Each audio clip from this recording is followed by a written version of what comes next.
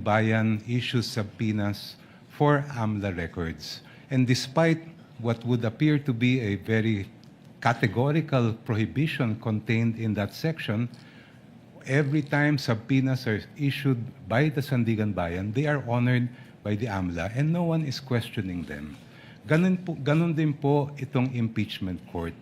The subpoena issued by this impeachment court is for the purpose of determining accountability based on the power that is expressly given by the Constitution. Ang aming pong paniwala is that confidentiality cannot trump accountability. Thank you. Counsel for respondent. Thank you. Reply. Thank you, Your Honor. I cannot verify if indeed the Sandigan Bayan, as mentioned by opposing counsel, issues subpoenas against AMLAC every week. So that I will not comment on because I cannot verify that. What is clear to us, Your Honors, as we have demonstrated last week, is that 8A is an absolute prohibition. And again, this was the latest amendment of the law back in 2021. And for us, Your Honors, that is why when this was presented, the House Committee on Justice, we had our objections to such matter. And in fact, Your Honors, it is a subject of our petition, the Supreme Court, and aside from that, a subject of our motion for exclusion before this Honorable Court. Ngayon po, sa atin, talagang yung tinutumbok natin is it is in fact within the fruit of the poisonous tree. In fact, I'm surprised, Your Honors, because, Your Honors, nabanggit na rin po ng aking distinguished opposing counsel na nakita na nila, may records na sila. In fact, if I'm not mistaken, it was also attached to the articles of impeachment. So kung meron na pala, bakit pa subpoena ngayon sa impeachment court? Is it because, I don't want to speculate, maybe I just won't go there. But ang sa akin lang po is, we have questioned this. No? Why? Because to us, unang-una, bawal siya. Pangalawa, hindi siya relevant. Bakit hindi siya relevant? Your Honors, transactions do not equate to wealth. Transactions do not equate to net worth. Especially if tinatali natin siya sa SALN.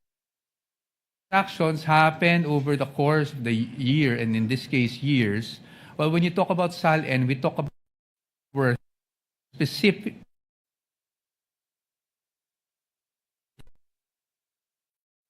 Sa ating pananaw dito, hindi po relevant. It will not directly show anything about wealth kasi AMLAC transactions do not equate to net worth in person. And that is we have opposed this since the time it was being presented at the House level. Thank you, Your Honors. Just for the record and for the information of the Senator Judges, I'm not sure about the Sandigan Bayan issuing a subpoena every week as well against AMLAC. But I'm well aware, the Court is well aware of cases decided by the Supreme Court precisely on subpoenas issued by the Sandigan Bayan vis-a-vis the AMLC. Senator Judge Pia, can you wind up? You're done?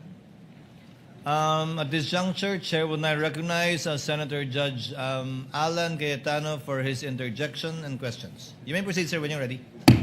Before I ask question, Mr. Presiding Officer, may I thank you, the Senate President Win Gatchalian, former Senate President Tito Soto, and the whole court, because in our caucus, you allowed us to have the weekend to review all of the laws so that we can ask more intelligent questions. Two, you allowed to hear the discussions, mostly by Senator Pia, Senator Pangilinan, Senator Lacson, and former Senator Soto. And then number three,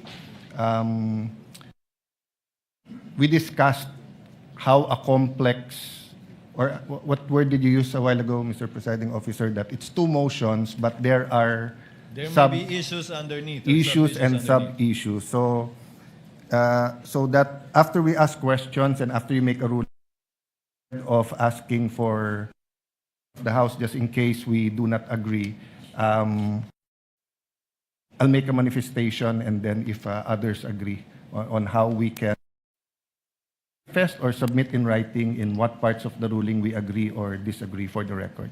May I proceed, Mr. Duly President? noted, Your Honor. Attorney Jokno and Attorney Poa. Good afternoon, sir. Yeah.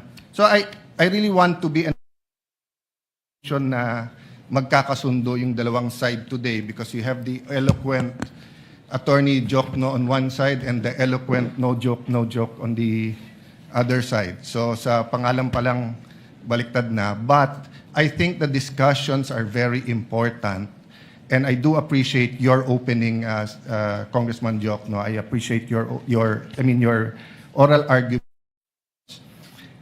I've been pondering these questions. What if, hindi ko na sabihin this administration, let's say in future administrations, this exact thing happens, 5 years, 3 years, 10 years, iba ang SALN, iba yung income ng COA chairman or ng ombudsman. Ombudsman files cases, many, mukhang maraming congressman makakasuhan ngayon. So, very, very much relevant yung ating pinag-uusapan ngayon. So, just in the spirit of liberality, same kay Senator Pia, after one answers, if one wants to make a quick rebuttal, I'll ask you the question, but let's try to be concise. So, Counsel, may I ask, let's start with the case of Duterte versus House of Representatives. Thank you for reminding us about certain precedents and how I voted last time.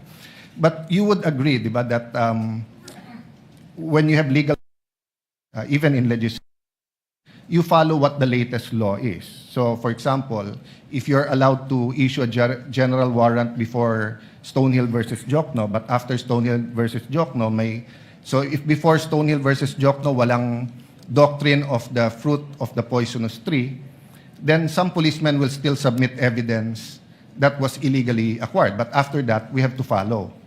So you did make your point about obiter dicta, but I just want to start out by saying the fact is Duterte versus House of Representatives. Your permission, let's start discussing that. So this case of Duterte versus House of Representatives came out after the impeachment of CJ Corona, correct? Yes, Your Honor. And the two elements was the act charge must be in under Article 11, Paragraph 2 of the Constitution, and 2, the act committed must be in the term of the impeachable officer. You commented on that. Can you elaborate or give your stand regarding? I think you agree with letter A, right? That the charge must be an impeachable offense. I mean, we all agree on that, right? Well, I would distinguish, Your Honor, please, between what we would call ratio decidendi, or the rule in that particular case, and obiter dicta, which are incidental remarks made in the opinion of the court. If we are speaking of the ratio decidendi of the Duterte versus House of Representatives case, I would have to disagree. It relates to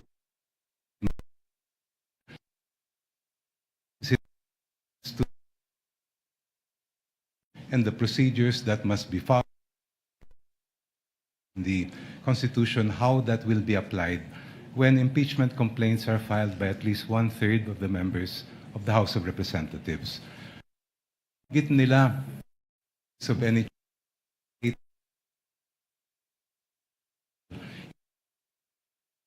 dicta, not necessary.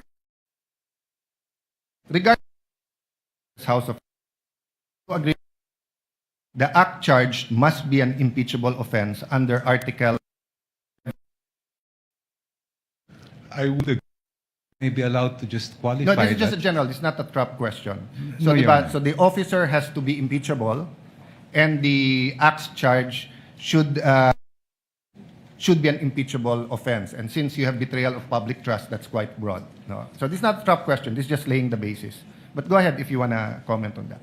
Yes, the acts charged must constitute an impeachment, and decide what is an impeachable offense is lodged exclusively in the Honorable Court. Okay. So you disagree that part of the ratio decidendi is the act must be the impeachable officer. Thank you for bringing it up now, because I think all throughout the trial, especially in the articles where we will bring up acts before 2022, this discussion will be relevant, no? So by discussing this, it will pass upon the whether or not including proof like bank records, financial documents before her term came into. The prosecution says it cannot, right? Because you believe it's an obiter dictum. I'm just restating. You can say it in your words. You believe that the statement that the act must be committed during the term of the impeachable officer is not the law of the land. It's an obiter dictum. In the first place, if Your Honor, please, that was not the exact statement of the court. Okay. The court said the basis of the charge of the Okay. impeachable official, Yes. which does not rule out the presentation of evidence of acts or omissions that occurred before the person Yes. became an impeachable. Initial notice of the, as you and correctly, that the acts during her term. So can you define, you defined this in your opening statement, but for the sake of this discussion, an obiter dictum is what? It's a side comment, Your Honor, that is not necessary for the resolution of that case. Yeah, and I agree with that. Opinion expressed by a judge in a decision upon a cause, or it's a by the way, that is incidentally or collaterally and not directly upon the question before him, or upon a point not necessarily involved in the determination of the cause, or introduced by way of illustration, analogy, or argument, such are not binding precedents. No? Just for the public and for all of us, di ba? Yes, So Your ang Honor. sinasabi, yes, there can be a Supreme Court decision, but that part could be an obiter dictum, meaning hindi yan yung doktrina, whether it's issuing the subpoena or admissibility. But are you aware of the Villanueva versus Court of Appeals 142947, March 19, 2002? I won't take it against thousands of cases. It talks about what is obiter dictum on this, both counsels.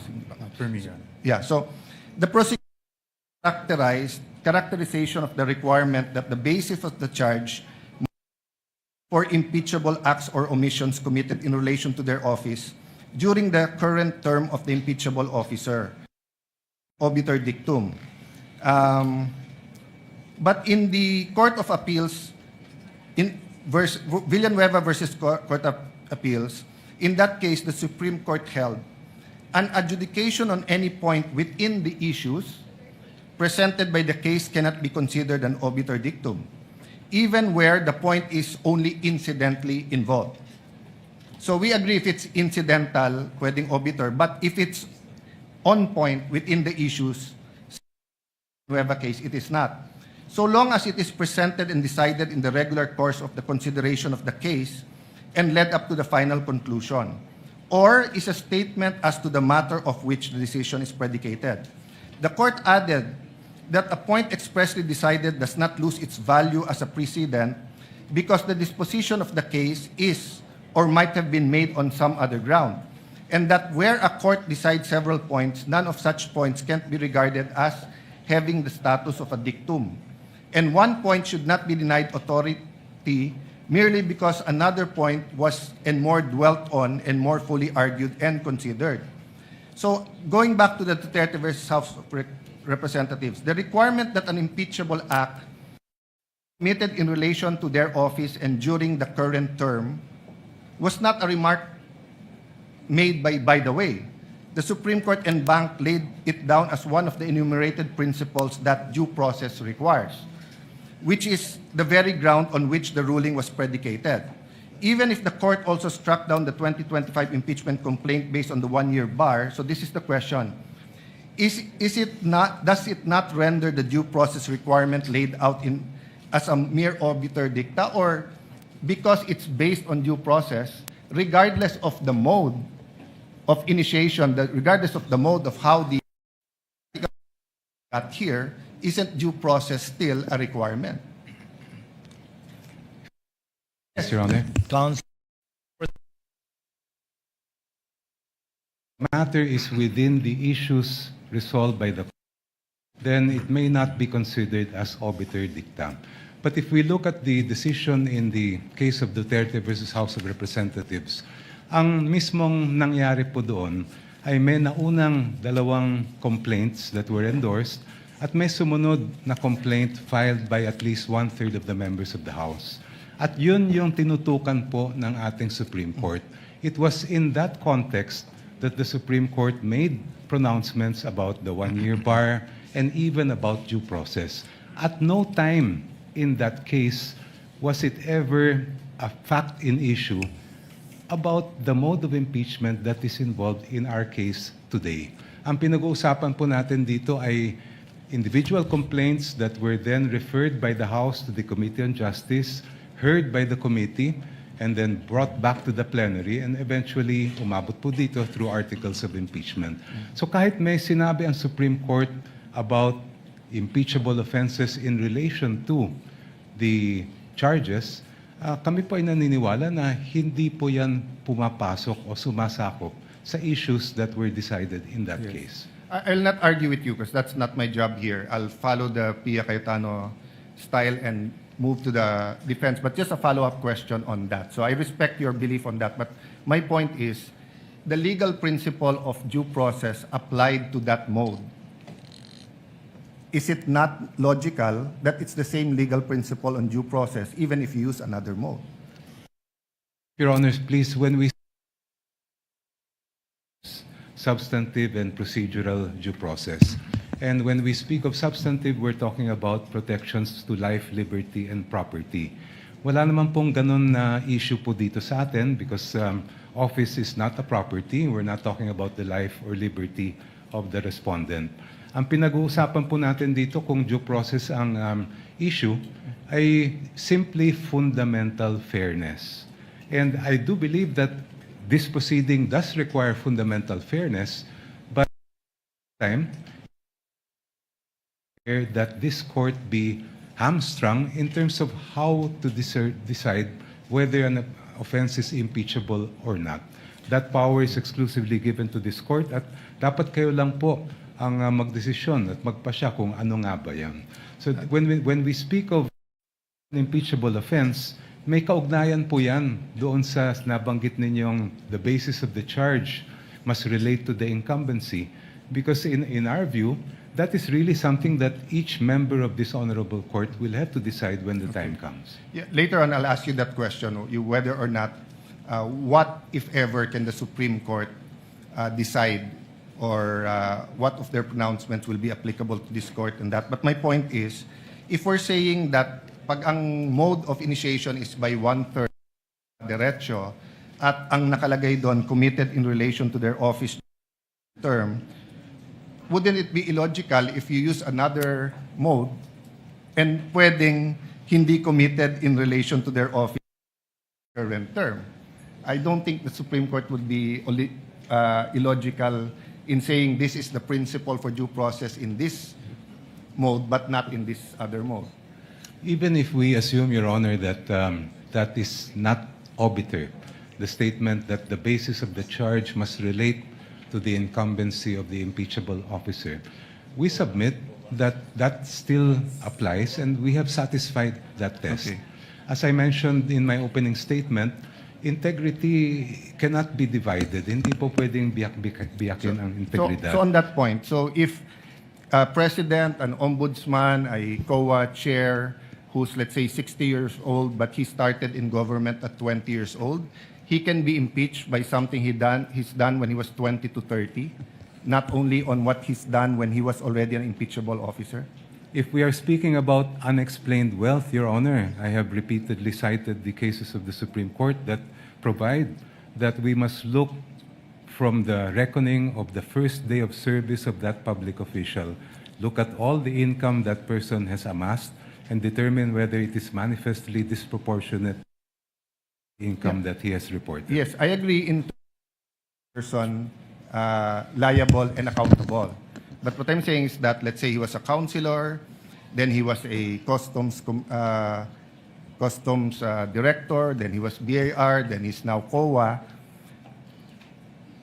Isn't the remedy for all his other positions that weren't impeachable is through the regular courts and regular case build-up, etc. But once you're an impeachable officer, you're being held accountable are in fact an impeachable officer, because usually when you're an impeachable officer, it's too hard to prosecute you the normal way. Isn't that the logic there, or you disagree, counsel?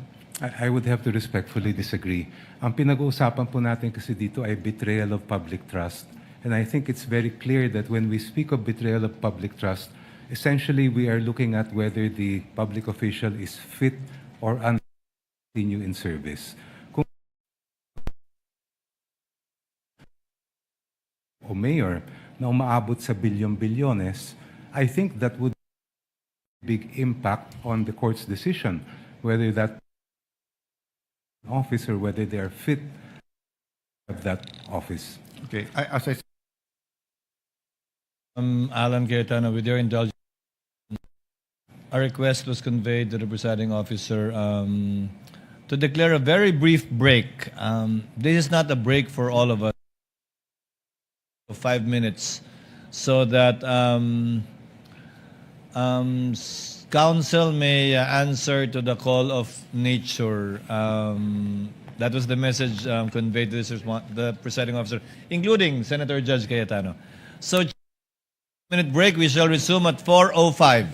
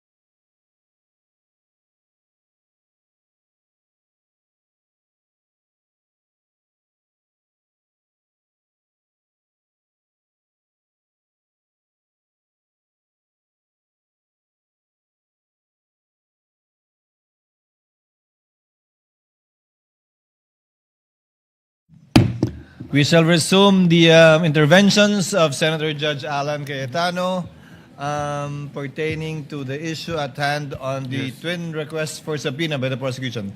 You may proceed, Senator Judge Alan, when you're ready. Sir, presiding officer, if I may start there, no, whether or not the defense, although they stated already in their opening statement, considers such statement in the Duterte case as obiter dictum, and I'd like to reiterate, it's very important that we all understand and come to our own conclusions, because many, many times during this trial, and even in the decision we'll have to make, this question will play a center, will be front and center. So may I ask Attorney Poa, do you think that statement was a obiter dictum?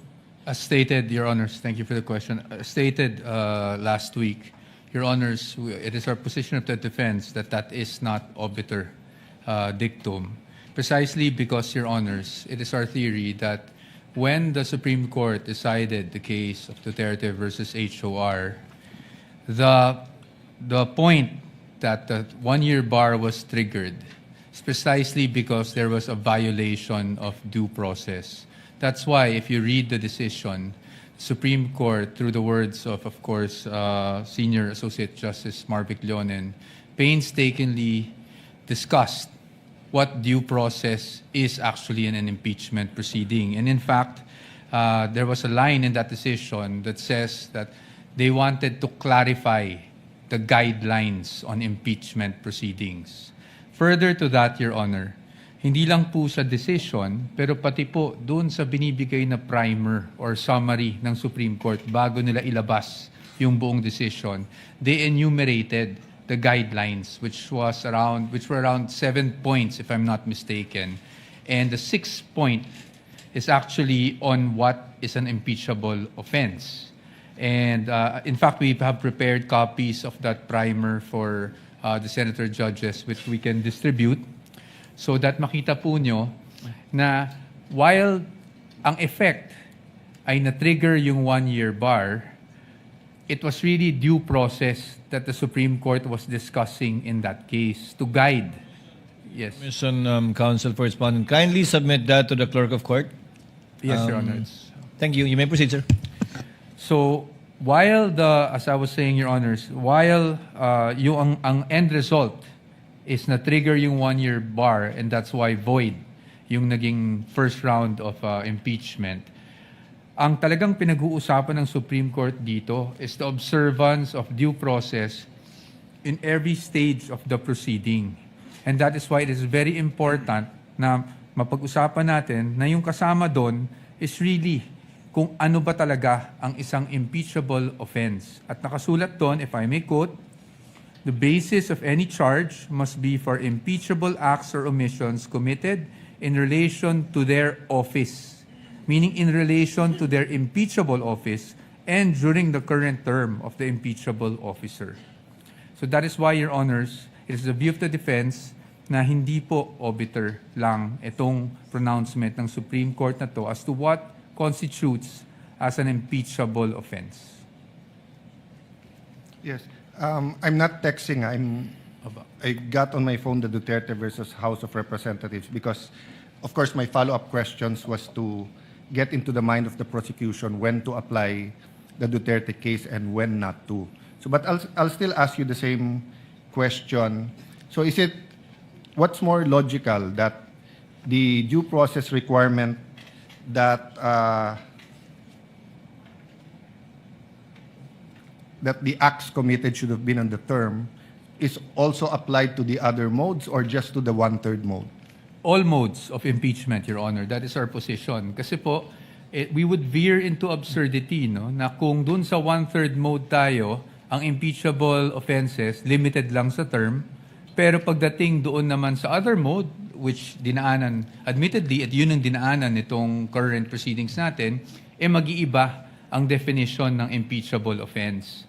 I do not see any logic on why there's a difference because an impeachable offense is an impeachable offense. So para po sa atin, that should apply. And in fact, the Supreme Court did not make a distinction as to the guidelines that it laid down in that decision, Your Honors, please. Yeah, so in the first page, Sabi dito, second, considering the nature of the offices and the institution that are subject to impeachment, its effect on the independence of constitutional departments and organs, and its nature as a constitutional process, all legal issues involving impeachment proceedings are subject to judicial review. While the court does not determine when, who, and whether an impeachable officer may be removed and disqualified from political office, it has the duty to construe and process mandated by the Constitution. So is this for you part of the ratio decidendi, or is this a obiter dictum? Ratio, Your Honors. In fact, that's why the Supreme Court, when it started the decision, said that the end does not justify the means, no? Because it was precisely discussing the means. Ano ba yung dapat nating sinusunod na proseso? Yeah. So since we're talking about subpoenas, we'll go to the end and the means, the justified means. With the permission of Senator Judge Allen, I would just like to get the assent of the counsel from the panel of prosecutors. The document sought to be distributed by the counsel for respondent is a July 25, 2025 discussion on the Duterte v. HOR on the one-year bar rule. Again, it's dated last year.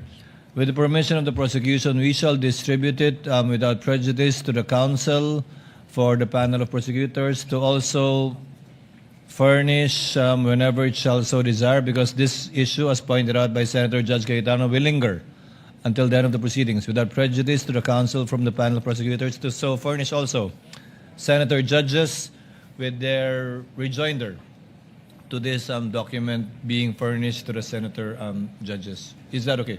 Your Honor, I believe that, first of all, may we request for a copy of that document.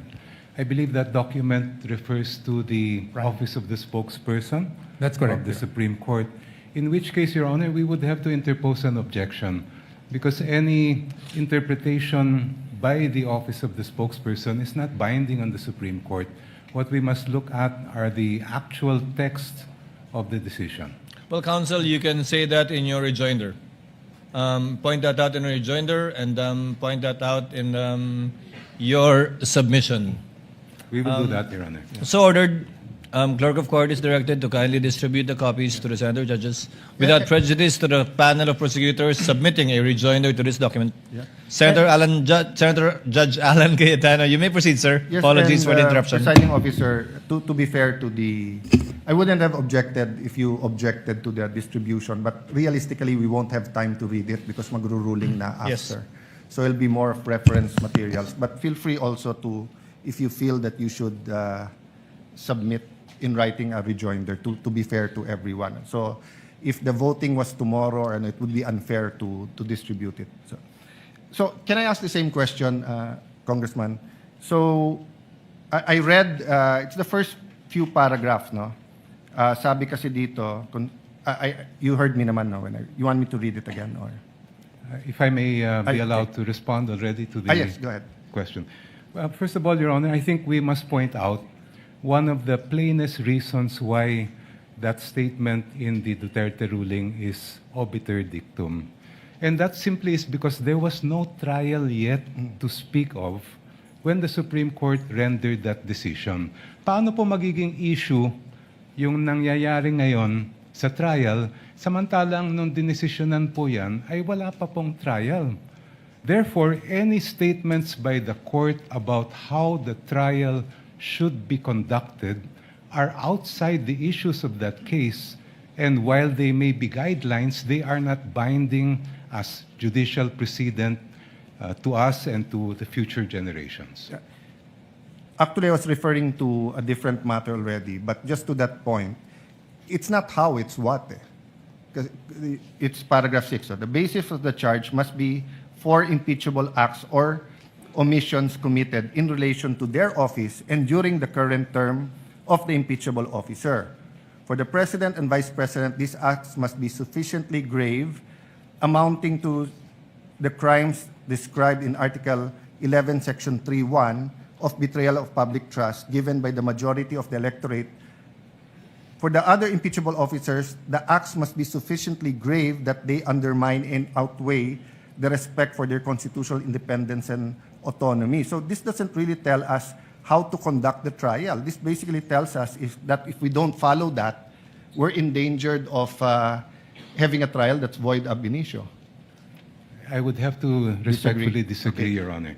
I Anyway, believe- we've gone through that argument, and I won't argue with both of you. Going back to this is what I read, no? Second, considering the nature of the offices and the institutions that are subject to impeachment, its effects on independence of constitutional department and organs, and its nature as a constitutional process, all legal issues involving impeachment proceedings are subject to judicial review. I'll stop there. Kasi nabanggit mo kanina, may I speak English Filipino?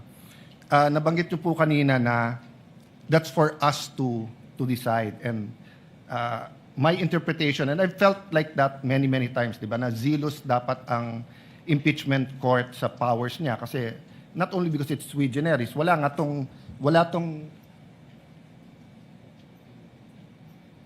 apologize to Senator Judge Risa, my phone fell there.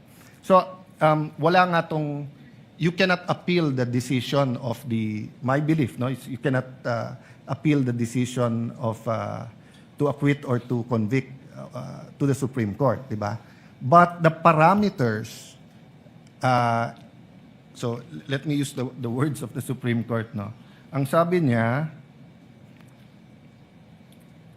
all legal issues involving impeachment proceeding are subject to judicial review. So, you disagree with this or you agree? In context ng sinabi mo kanina na it's within our power to make these decisions. I believe the controlling decisions there, Your Honor, are the cases of Gutierrez and Francisco. Because in those cases, the issue of what is an impeachable offense was squarely brought before the court. And the court said very clearly that that is purely a political question that's not within the judicial power for us to decide. And I believe that that should be the controlling jurisprudence. So let me be more specific. So for example, we issue some subpoenas and we do not issue some. Can one or both of you, meaning the prosecution and defense, go to the Supreme Court and question it? Well, there is always the possibility that some side, perhaps the defense, may claim that there is a grave abuse of discretion, I believe, as they have done in their other petitions filed, and therefore make an attempt to stop the proceedings before this court. But as I have said last week, Your Honor, in our opinion, this court has the sole and exclusive power to decide what an impeachable offense is. And no one, not even the Supreme Court, can dictate on this court in making that decision. Yes. Same answer. No, Your Honor. No, I have a different. So, okay, you can go back to that question. Then my follow-up question was, so let's say certain orders of the court, can the prosecution or defense go up to the Supreme Court and question its constitutionality? Yes, Your Honor. It is our position that either of the parties can do that. Why? Because sa atin nga, ang sabi natin kanina, that the Constitution cannot be read in isolation. So while the Constitution gives the sole power to the Senate to try an impeachment case, to try and hear an impeachment case, we must read this in conjunction with, again, Article 3, Bill of Rights, and Article 8, specifically Section 1, which is the power of the judicial review. So pag sa tingin po ng isang panig, merong grave abuse of discretion na naganap, we are of the position that, in fact, this is a justiciable issue and can be brought before the Supreme Court, Your Honor. Okay. So at least in that small point, I think we all agree that if we think there's grave abuse of discretion, there's a possibility that the Supreme Court will take it up. I'm not referring to the subpoena, I'm talking in general. So I'll skip a few pages of my questions precisely because I wanted to elicit your opinions or your stand regarding the fact that the impeachment court is supreme, but it's not true that we can do anything or we can just make decisions that are not based on statutes and on legal orders. In fact, when the Supreme Court issued a TRO regarding the foreign accounts or the dollar account in the Corona case, the impeachment court voted to respect the TRO, no? But of course, we did vote. So there could have been a constitutional crisis if we voted not to, and then, of course, we know because of history, nag-waiver na lang si Chief Justice Corona, no? So can I go now to the ultimate facts, no? I don't know if Senator Joel, but Senator Pia asked a little bit about this. Just a quick review, or maybe, so we're also governed by the rules of court when it comes to ultimate facts. This is what Section 1 says. In general, every pleading shall contain in a methodological and logical form a plain, concise, and direct statement of the ultimate facts, including the evidence, on which the party relies on his or her claim of defense, as the case may be. If a cause of action or defense relied on is based on law, the pertinent provisions thereof and their applicability to him or her will be clearly and concisely stated. So does the two councils agree that sa ultimate facts, you have to include the evidence? I would make a distinction, Your Honor, between what we call ultimate facts and evidentiary facts, which are the pieces of evidence that could be used to come to the conclusion or to decide whether those ultimate facts are present in the case or not. Yeah, I think all of us lawyers agree with that. There's a difference between ultimate facts and evidentiary facts. But the rules of court says, including evidence.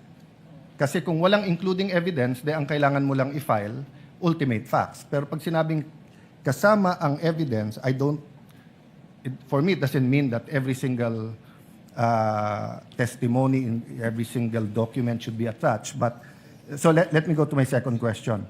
So pwede bang sa articles of impeachment, ultimate facts lang, walang naka-attach na evidence? Ang requirement po sa pleading ay doon na dapat nakasaad ang ultimate facts. But if you look at the articles of impeachment that are before this court, it also contains evidentiary factual allegations to support the ultimate facts that are contained therein. Thank you for that answer. Actually, that was my next question. Did it contain? And you answered it. So, with respect to the Saballa and Cabrera impeachment complaints, is it correct that there was no authentic records that were attached when they were filed? Factual lang tong tanong ko. If Your Honor, please, first of all, I would have to raise an issue with respect to whether this honorable court is acting as an appellate or review court of what happened during the House proceedings. The power to initiate an impeachment complaint is exclusively lodged with the House, while the power to try and decide that impeachment case is exclusively lodged with this honorable court. And I don't believe that it is part of the function to go back to what may have happened during the proceedings before the House, since the articles have already been transmitted to this honorable Counsel, court. even your students, colleagues, recognize that you are a brilliant man. You're very well learned sa law, but minsan mabilis. Kasi actually, that's not where I was going. Binaliktad ko lang. So two of my colleagues started with, or in your discussions, ano yung fishing expedition, going down to ultimate facts and evidentiary. Ako, I wanted to distinguish when is it a fishing expedition and when it's not. So I just wanted to know as a fact. Or can we take judicial notice that there was no authentic records in the Saballa and Cabrera?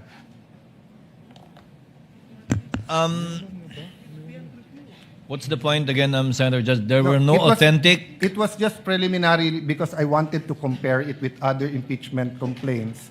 And I wanted to ask the question, when is it a fishing expedition or hindi? So these are legitimate questions. So factually, yung Saballa and Cabrera ba, may authentic records attached? Ang information ko, wala. But I don't want to... I believe, Senator Judge Allen, that the Zaballa and Cabrera complaints were attached as an annex, Yes. if I'm not mistaken, to the respondent's answer. Would that be Yes. correct, Attorney Poe? And to be fair, Your it Honor. was... Yes. As well as the annexes. Yes. Yes, Your Honor. In fact, the presiding officer noticed that it lacked a page in one of the annexes to the, I think, Zaballa complaint, So, which anyway, I think pointed out. So that's a fact. Yeah, So it's in the lang- records, Senator yeah, Judge factual Allen. lang po. So, in the absence of authentic supporting record, what factual basis did the prosecution rely on to say that the allegations were sufficient in form and substance? If I recall correctly, Your Honor, please, there were some attachments to both complaints. And I'm not aware of any rule in the House of Representatives as far as impeachment cases are concerned that limit what may be discussed or investigated by the committee to only what is contained and attached to the impeachment complaints. I'm not questioning if there's an attachment. I'm questioning whether there was. I'm asking question. I'm not even questioning it. I'm asking questions on if there were authentic records. So I'll move on. No? In the complaint against President Bongbong Marcos, the finding was the complaint failed to establish any factual nexus between the president and an impeachable offense. What are presented were policy and disagreements and generalized accusations, not ultimate facts. Yun ang finding ng Committee on Justice. Correct? Yes, Your Honor, Okay. to the best of my recollection. So that's my question. After answering that question, does the prosecution agree that the requirement of alleging ultimate facts applies equally to all impeachment complaints, regardless of it's the president or the vice president, regardless if it's the ombudsman or the COA chairman? Yes, Your Honor, and as I recall, when the members of the committee examined the complaint filed against the president, the conclusion of the committee was in fact that there were only conclusions of law contained in that complaint, not allegations of ultimate facts. Yes, yet in that complaint, there were documents attached, authentic records, and the House did not ask na masupina yung AMLA, BIR, and bank records of the president. The requirement, if Your Honor, please, of ultimate facts is really based on what is alleged in the petition or complaint itself. But what was the exact words of counsel? Ang katotohanan ay hindi confidential. So why in the case of President Marcos is the katotohanan confidential, but in the case of Vice President Sara, it's not confidential? Wala naman po akong maalalang ruling ng committee in the case of the president na meron silang sinabing confidential.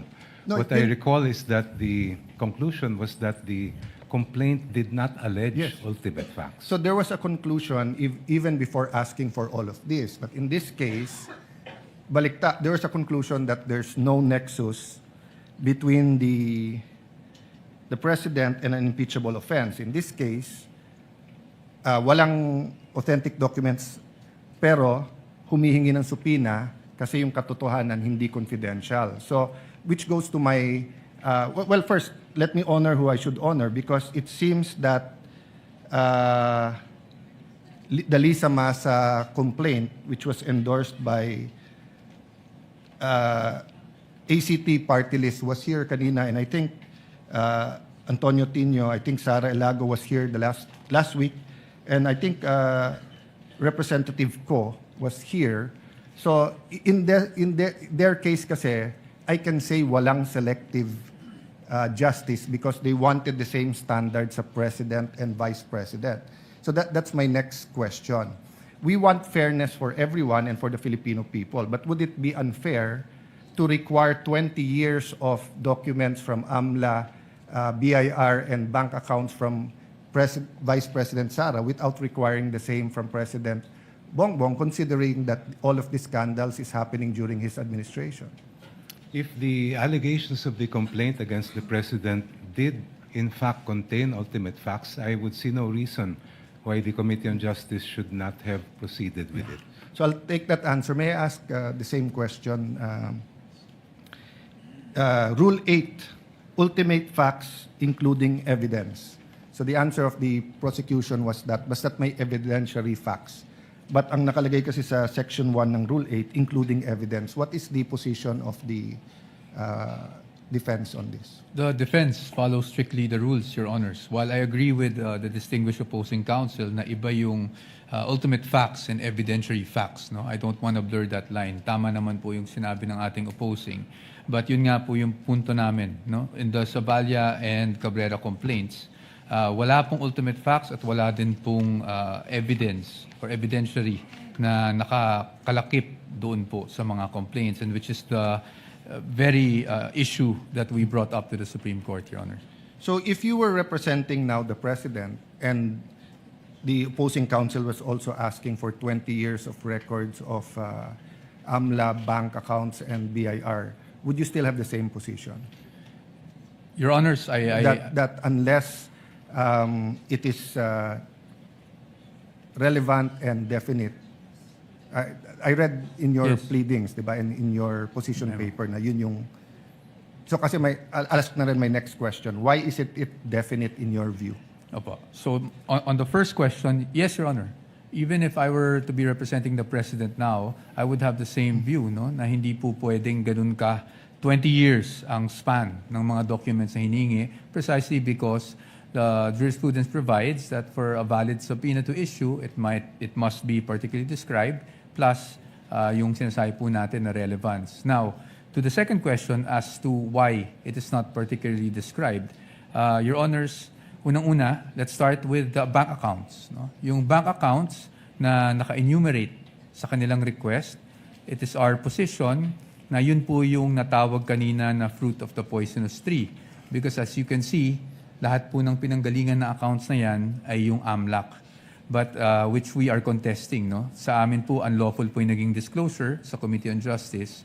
But more importantly, pangalawa, aside from just the mere bank accounts, the documents they're asking, Your Honors, while they are specified, kung titingnan mo talaga ng mabuti kung anong hinihingi nila, they're asking for all bank records, without any assertion as to why all of these are relevant to prove whatever allegation they have stated in the articles of impeachment. I'll skip many questions here and go to that question. But to be fair, Congressman Dioknos, you said that's an exclusive authority, right, power of the House. So if I want to question the difference, I'll do that in either the Senate or as a private citizen. So I won't go into that. But I ask that now in context of whether or not the certain parameters in the subpoena you're asking for is valid or not. So let me just go to this series of questions. This is really a discussion into what is substantial facts, what's ultimate facts, what's essential facts, what are, and as you said, Attorney Powa, we don't want to bore everyone with that, but it's important in terms of due process. So basically, diba, the ultimate facts are that establish the charge, in this case, unexplained wealth. So let me put it this way in my question to Attorney and Congressman Prosecutor Jock. No. So like if I say that may kilala akong politiko, commissioner ng ganito, or congressman, senator, whatever, ang SALN niya was 1 peso, or what's a reasonable amount? SALN niya was 1 million, 20 years later, it's 20 million, versus the commissioner of BIR in 5 years, it gained 50 million compared to this congressman nito. Then I said, eto lang income niya, unexplained wealth yan. In your view, is that sufficient na for the impeachment court and to issue the subpoenas? Or do you have to specify na, for example, you say that that commissioner, sa SALN niya, he only had 2 cars, but he actually has more than 4. Therefore, penging subpoena para sa LTO. O that commissioner, ang sabi niya, isa lang ang bahay niya. Pero subpoena sa LRA kasi 4 ang nakita namin. Diba? Kasi on the later examples, medyo mas malinaw yung ultimate facts. Pero yung pag sinabi mo lang, eto SALN, eto tumaas, which was my point actually in my last few vlogs, that just because tumaas yung SALN, that doesn't mean that there's ill-gotten wealth. But my question there was, does that give us now the authority to get the bank accounts, the AMLA and the BIR? Because whatever we do in the impeachment court is for impeachable officers. But nanonood din yung Sandigan Bayan, nanonood din yung RTC, MTC, nanonood din yung Supreme Court. So whatever rule we have here, that will influence then how we deal with barangay captains all the way to anyone who's not impeachable, no? For unexplained wealth, Your Honor, I believe the ultimate facts must include the following. First, that the person involved amassed wealth. Second, that that wealth is manifestly disproportionate to that person's lawful income. So kailangan po natin makita kung ano yung kanyang kayamanan at kailangan natin ikumpara doon sa lehitimo niyang kinita. And that can be only determined by looking at the records that we are requesting from this honorable court. No, but if you're just looking at the SALN at yung kinita niya, so I'll give you a example. No? I won't name the person para walang mag-react. But he was senator, I think in 1987, an outstanding human being. And he was telling us, etong lupa na to, nabili ko ng 1980 o 1970 na 50,000. Oh. Nabenta ko ng 1990. Kaya lang sa SALN, ang nakalagay kasi doon, yung acquired cost. So, nilagay ko 50,000. So, kung titignan mo kami, then he named some other great senators, etc., nakasabayan niya, congressman at dito. Titignan mo, si senator ganito, kami, lahat. O, ang SALN namin, baka 5 million. Pero yung 100,000 na lupa na binili namin noon, baka 5 million, 20 million, 30 million. So, if one of those officials suddenly sold the property and then placed the money that came in. So let's say the 100,000 property was sold for 5 million, but then, for example, pinang-blow out niya sa pamilya yung 500,000 before December 31 of that year, mag-i-increase yung kanyang SALN by 4.5 million. So if you just compare his income na sweldo niya with that, that will not show you that he has ill-gotten wealth. So compared na pagka inallege ko na ang sweldo niya 200,000, eto, pero bakit may bahay siya sa ganito, nawala sa SALN niya.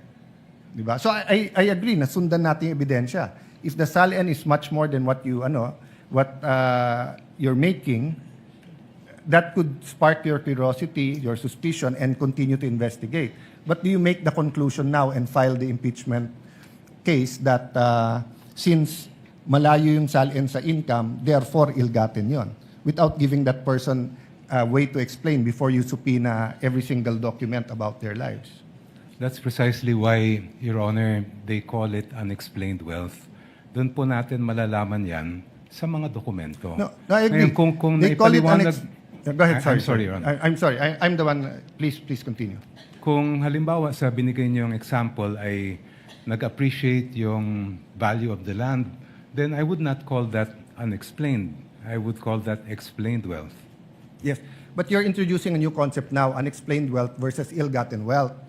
I agree with you. Unexplained wealth is that if you look at the SALN at hindi tumutugma, may may unexplained wealth. That's why you ask them to explain it.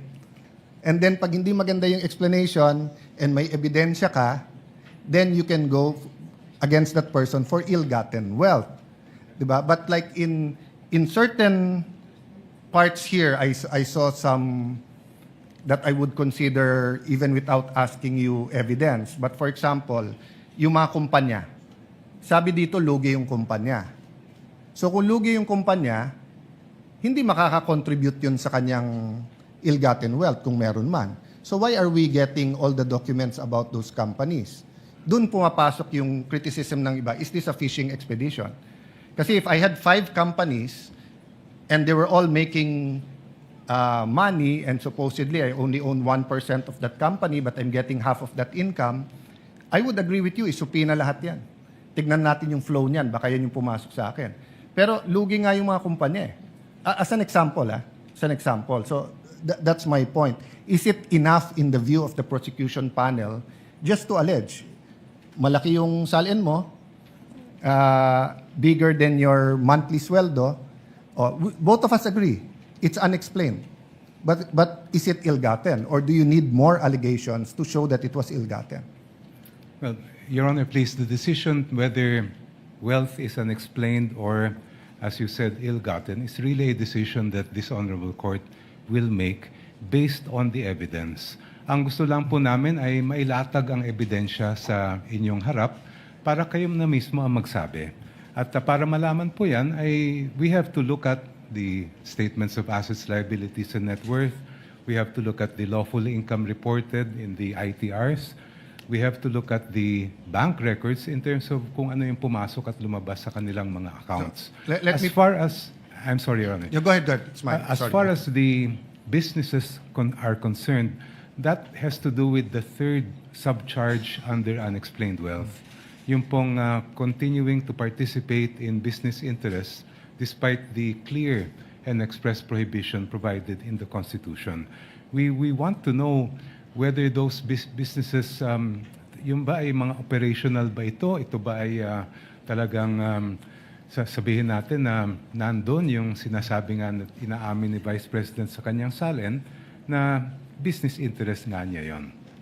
Yeah, I'm skipping because this is mostly questions on fishing expedition. I'll go to the defense after this, but can you tell us the difference between evidence and proof? In your layman's term or legal terms? Or if you want to look it up, but in how do we explain to people the difference between evidence and proof? Napakabigat po ng inyong tanong. No, in our words lang. I will para try lang my best, maintindihan. Your Honor, to answer it.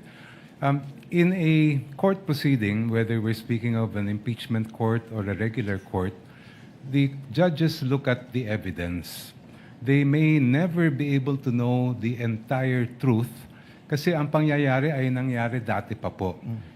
Essentially, a trial is really a reconstruction of something that happened before.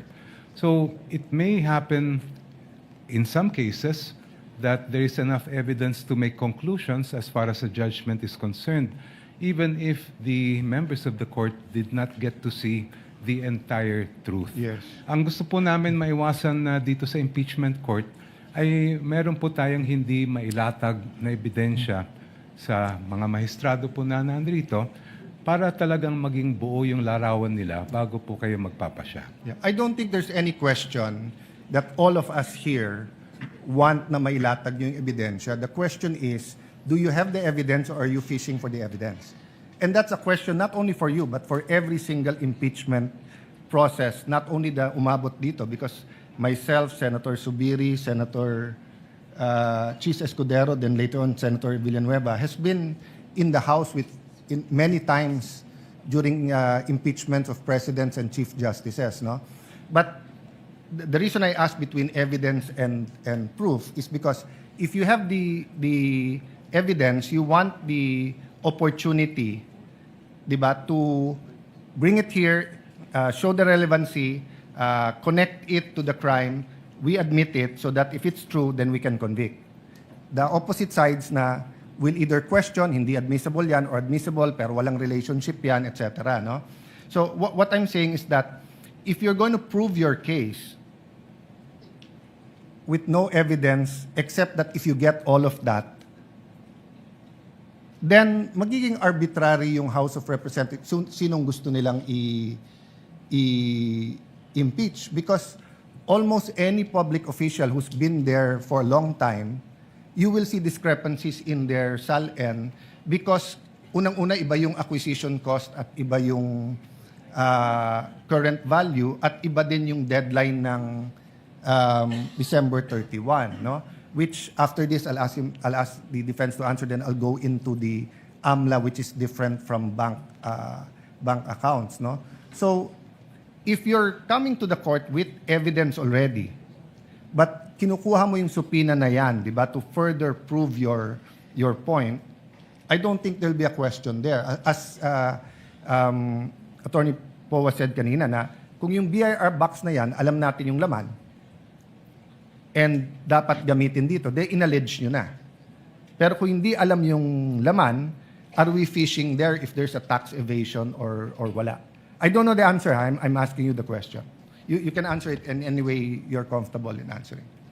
If I may briefly narrate the procedure that the House might had to undergo for the articles to reach this honorable court. When the complaints were filed before the House of Representatives, the Committee on Justice was tasked not with conducting a trial, not with ferreting out all the evidence, but simply determining whether there was probable cause to proceed with the case. So hindi po namin hinanap yung kabuuan ng ebidensya dahil hindi po namin tungkulin yon. Yes. when we made the determination that there was sufficient probable cause to proceed with that case, then that is what we submitted in terms of the articles of impeachment that reached this honorable court. Ngayon, syempre po, just like a preliminary investigation conducted by a prosecutor, ang hawak lang po niyang ebidensya, ang titingnan lang po niya ay kung merong probable cause. Not all the evidence yet is before that prosecutor because wala pa pong trial.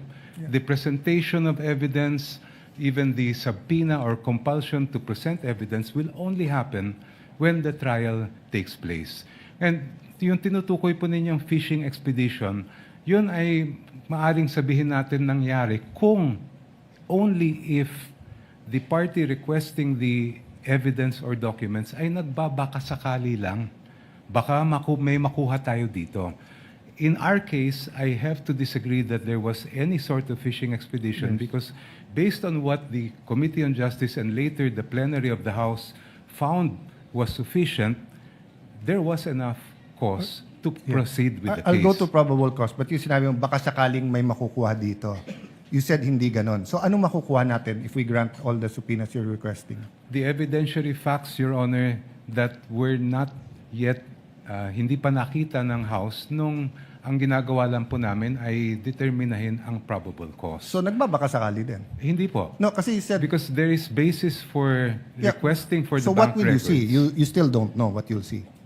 We are basing the request for the bank records on the evidence and information provided by the Anti-Money Laundering Council, which appears to show that there were billions of pesos that went through the accounts of the Vice President during that Let's go period to of that time. with the permission of the defense, then I think you're listing down naman. So the Anti-Money Laundering Council, no, does not deal with income. They deal with flow, right? So pag sinabing billion, that doesn't mean that a certain official has billions in their account. So meaning if I have 1 million pesos deposit on January 1, and then on January 5, I take it out and put it in time deposit for 1 month, and 1 month later it comes out with 2% time deposit, hindi na 1 million yon. 1 million in, 1 million out, 2 million, 1 million in the time deposit, 3 million. Paglabas na may 2%, 1 million 2 pesos, 1 million 2,000 pesos, 4 million na yon. So hindi evidentiary yun, speculation sa ikot ng pera. Meaning, all I have to do is find someone with a bank account and give them a long enough period, and I will say that they have hundreds of millions or billions. Precisely, Your Honor, that is why we want the bank records to be produced. Because, as you mentioned, the only reports submitted by the Anti-Money Laundering Council pertain to covered and suspicious transaction reports. They do not show us the exact balances that were contained And in those bank accounts. And it is only the bank records that will provide Yes. that information. Agree. And it's suspicion. When you say suspicion, that doesn't mean necessarily suspicion that it's attached to a AMLA crime, but it could be suspicious meaning 6 months walang gumagalaw, biglang everyday ngayon gumalaw. Di ba? Yun yung definition ng part ng definition ng AMLA. But if you cannot connect AMLA and the bank accounts, that's precisely what the defense and other people are saying. Aren't you nga fishing between the three? Fishing means hindi mo pa hawak, so you're trying to get a fish, in this case, a very big fish. Di ba? So, pag sinabing hindi fishing expedition, meron ka ng ebidensya, but you want to prove that in court, and you need that to prove it, but you know what to prove already. If we bring Your Honor's logic to its conclusion, that would mean that the Committee on Justice would have to conduct a full-blown trial, get all the evidence at that level, so that we do not have to fish anymore when we get to this court. When that is not the contemplation of the procedure for impeachment under the Constitution. I won't argue what the With the House... with the permission of the gentleman of the floor, Senator Cayetano, Last 2 questions. thank you very much. So, Senator Escudero, myself, we were in the Estrada and Arroyo impeachment. And it's harder to impeach a president than a vice president. Di ba? But whether it was accounts, anong laman, property, kotse, we did our homework. So it's not my place to tell you did or not. Kaya nga tinatanong ko, may ebidensya ba o wala? Or is it a fishing expedition or not? But as I said a while ago, I won't argue. So I have one last question after that, but I'll go first to the defense. In the context of what I asked, no? Between those two examples, eto salin mo, eto income mo, malaki salin mo, we can agree it's unexplained. Kasi nga, you need to explain it further. But is it automatically ill-gotten wealth? No, Your Honor. So if it's not automatically ill-gotten wealth, in your view, I mean, I read this from your, maybe you can just restate, why is it a fishing expedition? Opo. Your Honor, because precisely, yun pong sinasabi nila na unexplained wealth, they were basing it for 20 years, for one. No? Pangalawa, they couldn't pinpoint exactly bakit mo nasabing may unexplained. Alin dito sa properties yun unexplained. No? Third, and if I may elaborate from our memo, if you look at the articles of impeachment, it presupposes that the Vice President earned 30 million over a span of 20 years. Yes, they did not think about the Vice President not being in public office from 2013 to 2016. They didn't think about the income that could have, been generated by being married to a lawyer who had his own law office. So to us, it was basically a conjecture, speculation, conclusion of law and fact to say, biglang, may unexplained wealth po dito. No? That's basically our point. And then secondly, the decision earlier, it was mentioned by distinguished opposing counsel, decision rests upon this court to determine kung meron ng unexplained wealth. I disagree with that. The ultimate decision rests upon this court, that is true. But the initial decision rests with the person accusing, hindi ba? Pero nung nag-accuse yung tao sa Sabalian Cabrera complaints, wala man lang nakasulat po doon.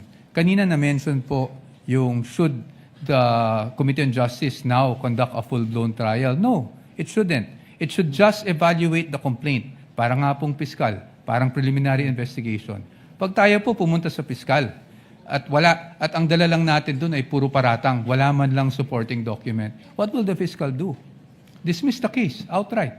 Yan naman po ang totoo. No? So that was our point to begin with, and that is why we're saying fishing expedition ito. Kasi hindi mo man lang ma-pinpoint kung anong transaction yung sinasabi mong nag-amass ang Vice President natin. Anong taon na nag-amass yung Vice President natin ng ill-gotten wealth or unexplained wealth.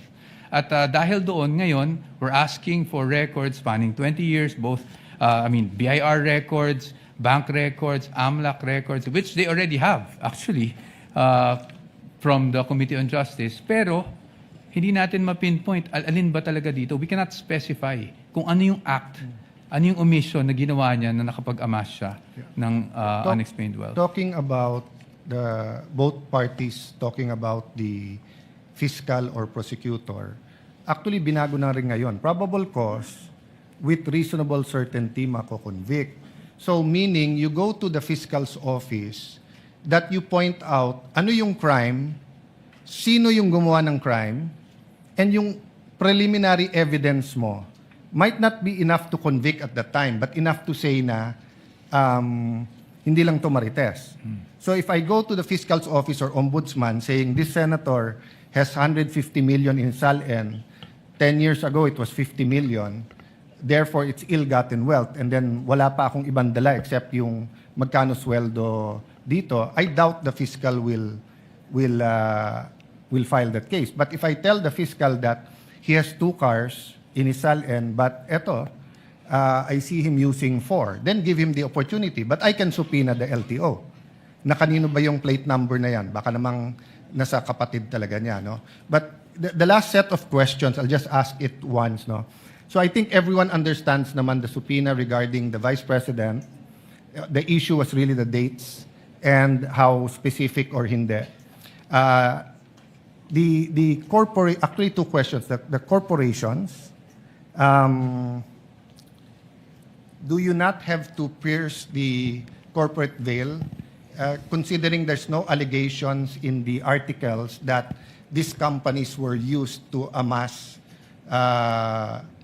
ill-gotten wealth? In fact, I haven't read everything, but so far sa binasa ko, is hindi kumikita tong mga kumpanya na to. Because there's a Supreme Court decision that if it's a joint account, may rights din yung isa.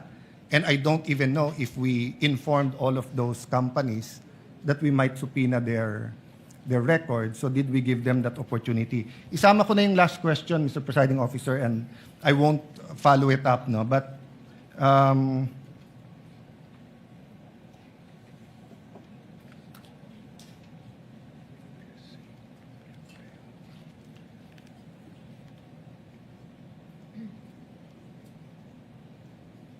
yeah, the question was, because a law student asked me, Sir, bakit dinala yung box dito sa Senate? Ba't na lang hindi nila binuksan sa House? So sinagot ko sa kanila, ano ba turo ng professor nyo? Sir, hindi naman nakalagay impeachment trial in cases of impeachment. So the House was actually empowered to open the box there. So I just wanna know the position of both parties kasi nahihiwagaan ako sa box na yon. Sinil, dinala dito, ibabalik sa inyo, then magsusupina tayo. But dun sa graduate na yung nagtanong sa akin doon, they discussed it daw in class and their professor and their class, ang consensus is that the House could have opened it because the wording in the is it the BIR case or the bank accounts? No, bank accounts ata, yung in cases of impeachment, yung nakalagay dun sa, sa Bank batas. accounts. So- Secrecy of bank deposits. Yes. So ang question niya, let me rephrase, is that, did you do that there? Kasi if you did that there, hawak nyo na ngayon. Hindi na namin problema sana. No? So those two questions lang regarding the, do you think nag-comply yung requirements dun sa companies and should we give notice to the companies? And secondly, about the bank account, could you have opened it already in the House? Yung BIR din ba? Counsel for the panel of prosecutors may respond. Thereafter, counsel for respondents. Thank you, Your Honor. Presiding And we would Officer. like to thank Counsel, thank you very Senator much. Judge Thank you, Allen for his Senator interjections. If Your Honor, please, the doctrine of piercing the corporate veil applies when we are determining liability of the company or corporation involved. In this particular case, that doctrine has no application at all. We are asking for those records to be produced so that we can determine the extent of participation of the Vice President, as she herself had admitted those business interests in her SALENS. Kaya po namin hinihingi po yon. Kaya sa tingin po namin ay wala pong aplikasyon ang piercing the corporate veil. Second, as far as opening the box is concerned, while it is true that under Republic Act 1405, there's no qualification that impeachment trial lang po ang pwede. As I understand it, it was the better judgment of the committee out of sheer discretion and prudence not to, because at that time we were already being bombarded with petitions left and right seeking to restrain our proceedings. And we felt that it would be more prudent to bring the matter to this honorable court. Thank you. Your Honor. Counsel for the respondent. On the first point, Your Honors, on piercing of the corporate veil, para sa amin, pwede lang naman under jurisprudence mag-pierce ng corporate veil. Ibig sabihin, kasi separate and distinct personality ng mga korporasyon, you can pierce that veil if there's an allegation of fraud. And in this case, wala naman pong allegation ng fraud. Pangalawa, kung totoo po na talagang hinahanap lang po ng kinakagalang-galang na prosecution ay tungkol dun sa divestment issue, then they will not need the tax records, the bank records, or even the AMLAC records of these companies because all they need would be the GIS. The General Information Sheet would show you exactly the extent of the interest of the stockholders, hindi po ba? Pangalawa, pagdating naman po dun sa what's our position, pagdating sa bank secrecy and the exception on cases of impeachment. Sa aming pananaw, at the committee level, meaning Committee on Justice, ay hindi pa po applicable yung exception na ito. And we are holding on to the ruling of Marquez versus Ombudsman or Desierto, I believe, no? Wherein it was said na pagdating sa preliminary investigation, hindi pa po applicable yung mga exceptions under the Bank Secrecy Act, and there has to be a pending case before such bank documents are in fact subpoenaed. That is our position, Your Honors. Thank you, counsels for the parties. Chair will now make a ruling, but prior to that ruling, Chair would like to inquire very, very briefly from the counsels. First, for the counsel for respondent, may the court know when the respondent was married to her spouse and what is the property regime governing their marriage? Your Honor, I believe they were married, but let me just check the facts just to be sure. But I think it was 2007.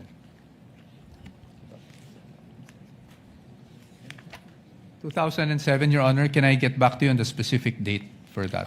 The date would not be necessary because 2007 would mean they would be covered under the family code. So may the Yes, Your Honor. chair ask, what is the property regime governing their marriage? As far as I know, there are no property regime arrangements or prenup. That's why, Your Honor, I would assume it would be the default property regime, which would be The absolute community of property. Thank you, counsel. Chair will now make its ruling. The impeachment court will now resolve the prosecution's renewed request for the issuance of subpoena ducis tecum dated July 6, 2026. You may seat, counsels. Directed to the concerned banking institutions and Anti-Money Laundering Council. The court begins with the standards governing the issuance of subpoena ducis tecum. These are set forth in Section 3, Rule 21 of the Rules of Court, which provides, among others, that in the case of a subpoena ducis tecum, it shall contain a reasonable description of the books, documents, or things demanded, which must appear to the court as prima facie relevant. Settled jurisprudence has affirmed and clarified these requirements in the 2021 case of Republic versus Sandigan Bayan, dated 2/15/21, where the Supreme Court stated, quote, "A subpoena ducis tecum may be issued if the tests of relevancy and definiteness are satisfied. The court must ensure that, number one, the books, documents, or other things requested must appear prima facie relevant to the issue, subject of the controversy, the test of relevancy. And number two, such books must be reasonably described by the parties to be readily identified, the test of definiteness." In the case of BSB Group Inc. versus Go, GR number 168644, the court stated that evidence is relevant when it bears such a direct relation to the fact in issue as to induce a belief in its existence or non-existence, and when it relates to a collateral fact from which the existence or non-existence of the principal fact may logically be inferred. These requirements are intended to ensure that the subpoena is not used, as mentioned earlier and discussed earlier, as a tool for a fishing expedition as held in Apostol versus Lubingan Rafael, GR number 260640, dated October 1, 2025. We are also aware of the ruling of the Supreme Court in HC Libenau versus Philippine National Oil Company, GR number L13463, quote, "A general inquisitorial examination of all the books, papers, and documents of an adversary conducted with a view to ascertain whether something of value may or may not show up will not be enforced." However, after a careful examination of the records requested, the court finds that the requested documents meet the requirements set forth above. They are reasonably described, readily identifiable, prima facie relevant, and material to the allegations under Article 2. This is not the first time that bank records have been examined by an impeachment trial. During the impeachment trial of former Chief Justice Corona, the Senate, sitting as an impeachment court, granted the prosecution's request for the production of bank records. In granting that request, the court cited Section 2 of Republic Act No. 1405, which expressly recognizes cases of impeachment as an exception to the confidentiality of bank deposits and the rights to privacy of depositors. As to the requested period from 2007 to 2021, the defense's objection is overruled. The respondents' invocation of what they referred to as offenses in term, quote-unquote, in their memorandum, doctrine in Duterte versus HOR, does not avail. First, the documents requested under the subpoena ducis tecum will not be used to allege additional independent impeachable offenses. The court will not allow this in adherence to the doctrine laid down in Duterte v. HOR, as this will violate the respondent's right to be informed of the nature and cause of the accusations against her and her rights to due process at every stage of the proceedings.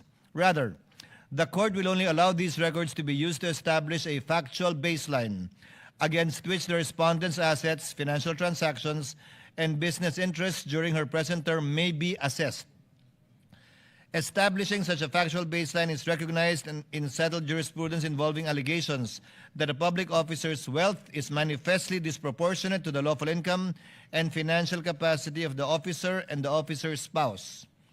As held by the Supreme Court in Concerned Taxpayer versus Doblada Jr., dated 8 June 2005, quote, in determining whether the properties acquired were manifestly out of proportion to the lawful income of the spouses necessarily requires comparing their value with the spouse's salaries, benefits, other lawful income, and revenues from legitimately acquired properties or businesses.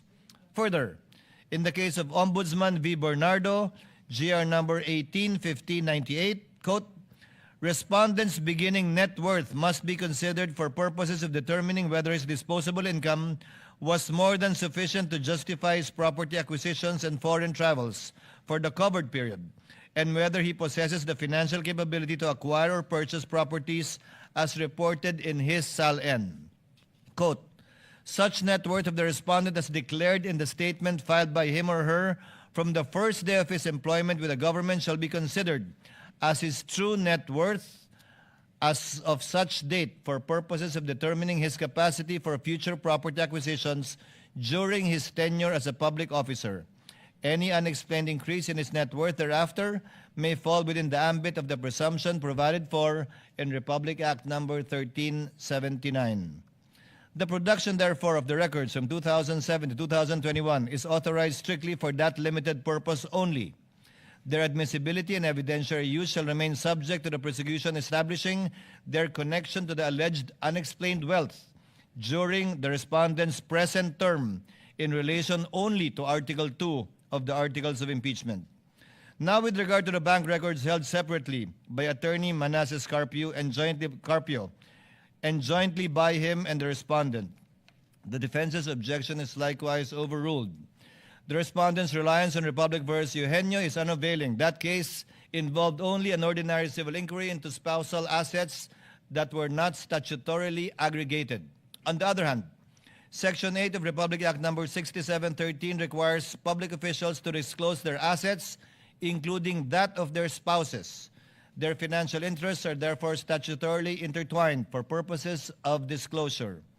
Respondent likewise insists on the separate legal personality and distinct right to privacy of Attorney Carpio, but this is likewise untenable. Article 75 of the Family Code explicitly provides, which is why the presiding officer earlier asked the property regime governing them, in the absence of a marriage settlement or when the regime agreed upon is void, the system of absolute community of properties established in this code shall govern.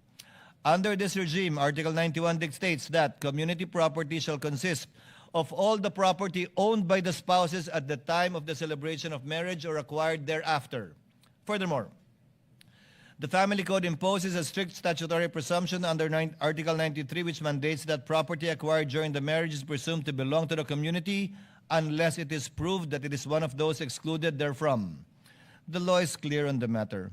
The legal necessity of examining the financial records of Attorney Carpio is firmly cemented by the default property regime of absolute community of property governing his marriage to the respondent. Absent any proof of a different property regime governing their marriage, any funds deposited in the bank accounts of Attorney Carpio are legally presumed to form a single, indivisible mass of community property jointly owned with the respondent vice president. Because Philippine civil law legally merges their assets, properties, and income into a single absolute community, it is a legal and mathematical impossibility to determine the respondent's true net worth or lawful income without examining the bank accounts of her husband.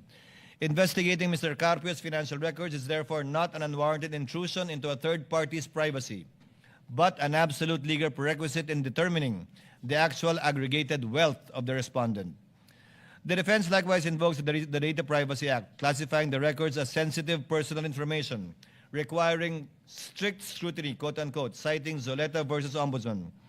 The court, however, in Zoleta did not really use the phrase strict scrutiny, but said strict adherence to the Data Privacy Act.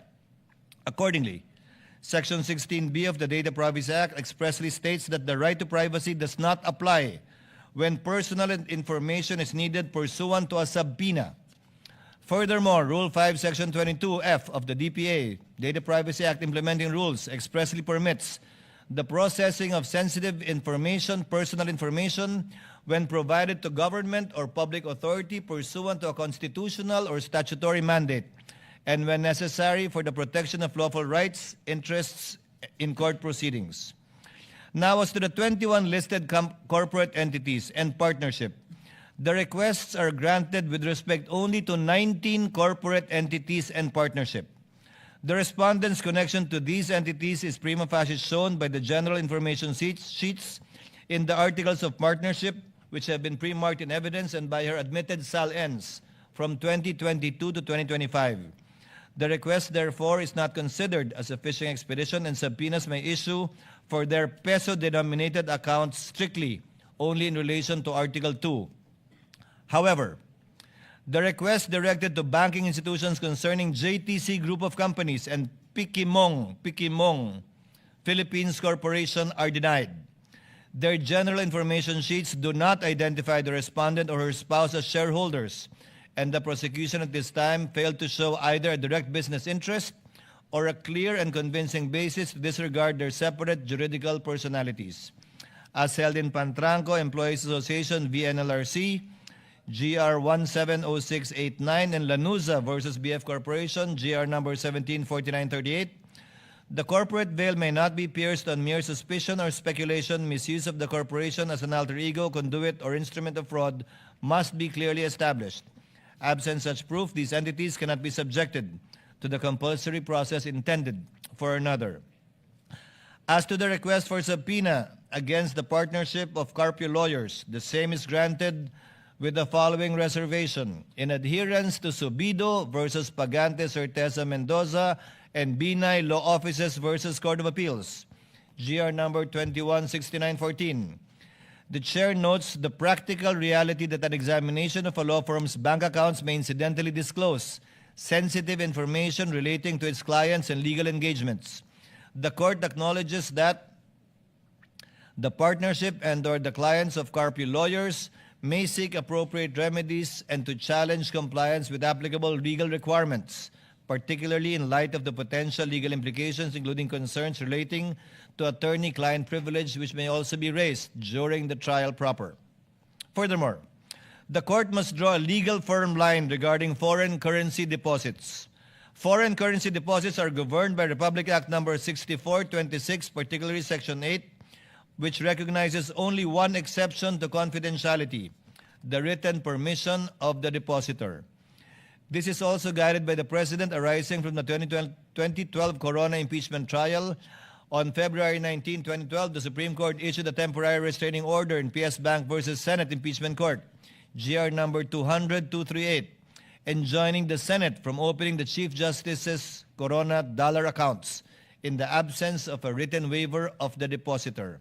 Accordingly, insofar as the request covers foreign currency deposits of the respondent, her spouse, separately or jointly, as well as the corporation and partnership, it is denied. Such accounts shall be excluded unless and until a written consent of the respective depositors is produced.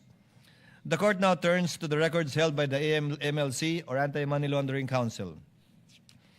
As to the request directed to the Anti-Money Laundering Council, the same are granted with respect to the respondent, her spouse, and the 19 entities and one partnership for which a prima facie connection has been shown through the pre-marked general information sheets, articles of partnership, and the respondent's admitted SAL-Ns. However, the requests as to JTC Group of Companies and Pikimong Philippines Corporation are denied for failure at this stage to establish a prima facie link, the respondent or her spouse and said entities, or any sufficient basis to disregard their separate juridical personalities as previously stated.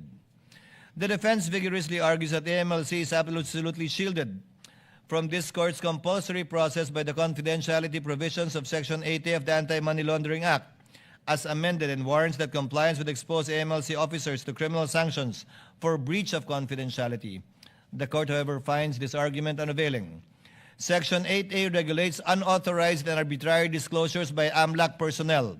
It does not and constitutionally cannot nullify the lawful subpoena powers of the Senate sitting as an impeachment court, where compliance with the lawful constitutional subpoena is a justifying circumstances that, if at all, would extinguish any penal liability under Article 11, Paragraph 6 of the Revised Penal Code for any person acting in obedience to an order issued by a superior or some lawful purpose.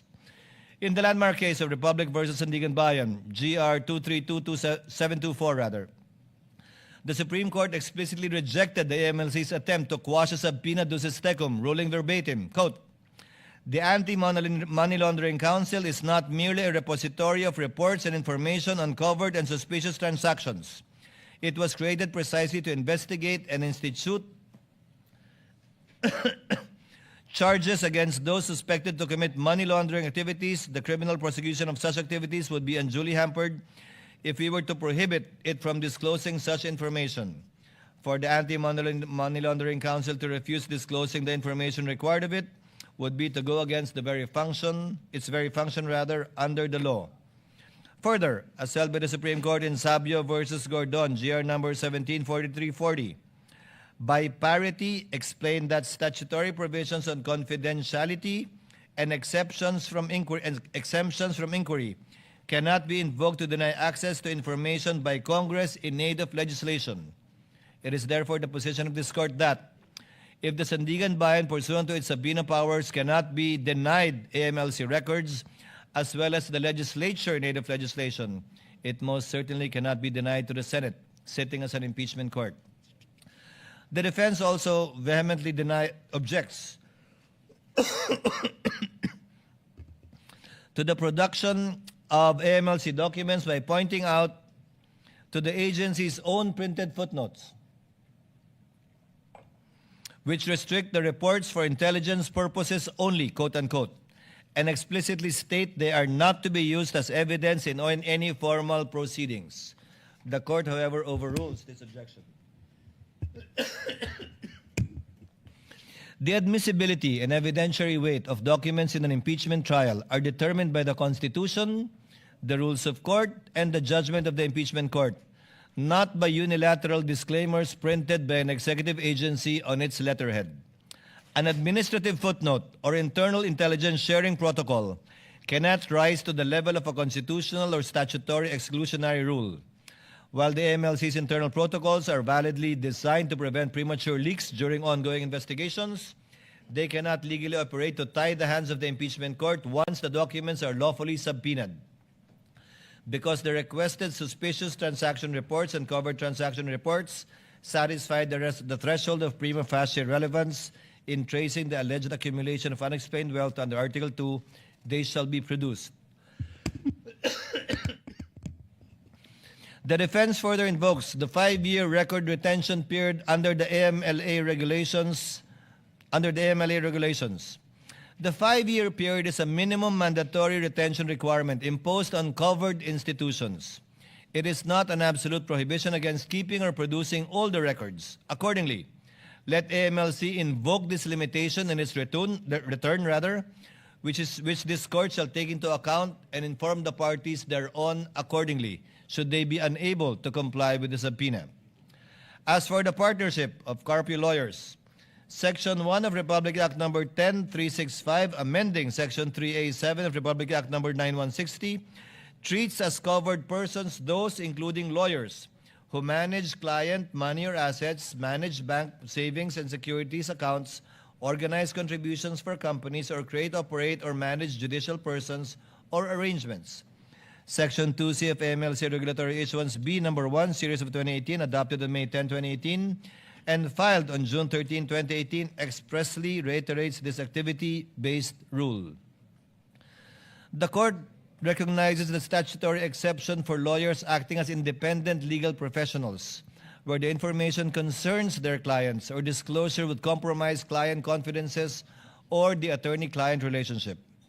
Absent any showing, however, that the particular record sought contained such information or would compromise a protected confidence, the exception cannot be invoked merely because the entity concerned is a law partnership. It protects client confidences. It does not confer a blanket immunity upon every financial record bearing the law firm's name. The request for the issuance of subpoenas for the identified financial records, therefore, pertaining to Carpio lawyers is granted.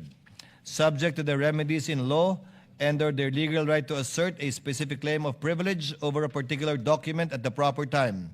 No generalized blanket invocation of attorney-client privilege should exclude compliance at this time. Therefore, to summarize, the court rules as follows. The request for subpoenas directed to the concerned banking institutions covering the accounts of respondent, Attorney Manasseh Carpio, separately or jointly, the partnership of Carpio lawyers, and the 19 listed corporate entities is granted. The banks are ordered to submit to the clerk of court the documents on July 30, 2026 at 9 a.m. with the attendance of parties and counsels. The request insofar as it seeks the records pertaining to JTC Group of Companies and Pikimong Philippines Corporation is denied for failing to establish prima facie relevance.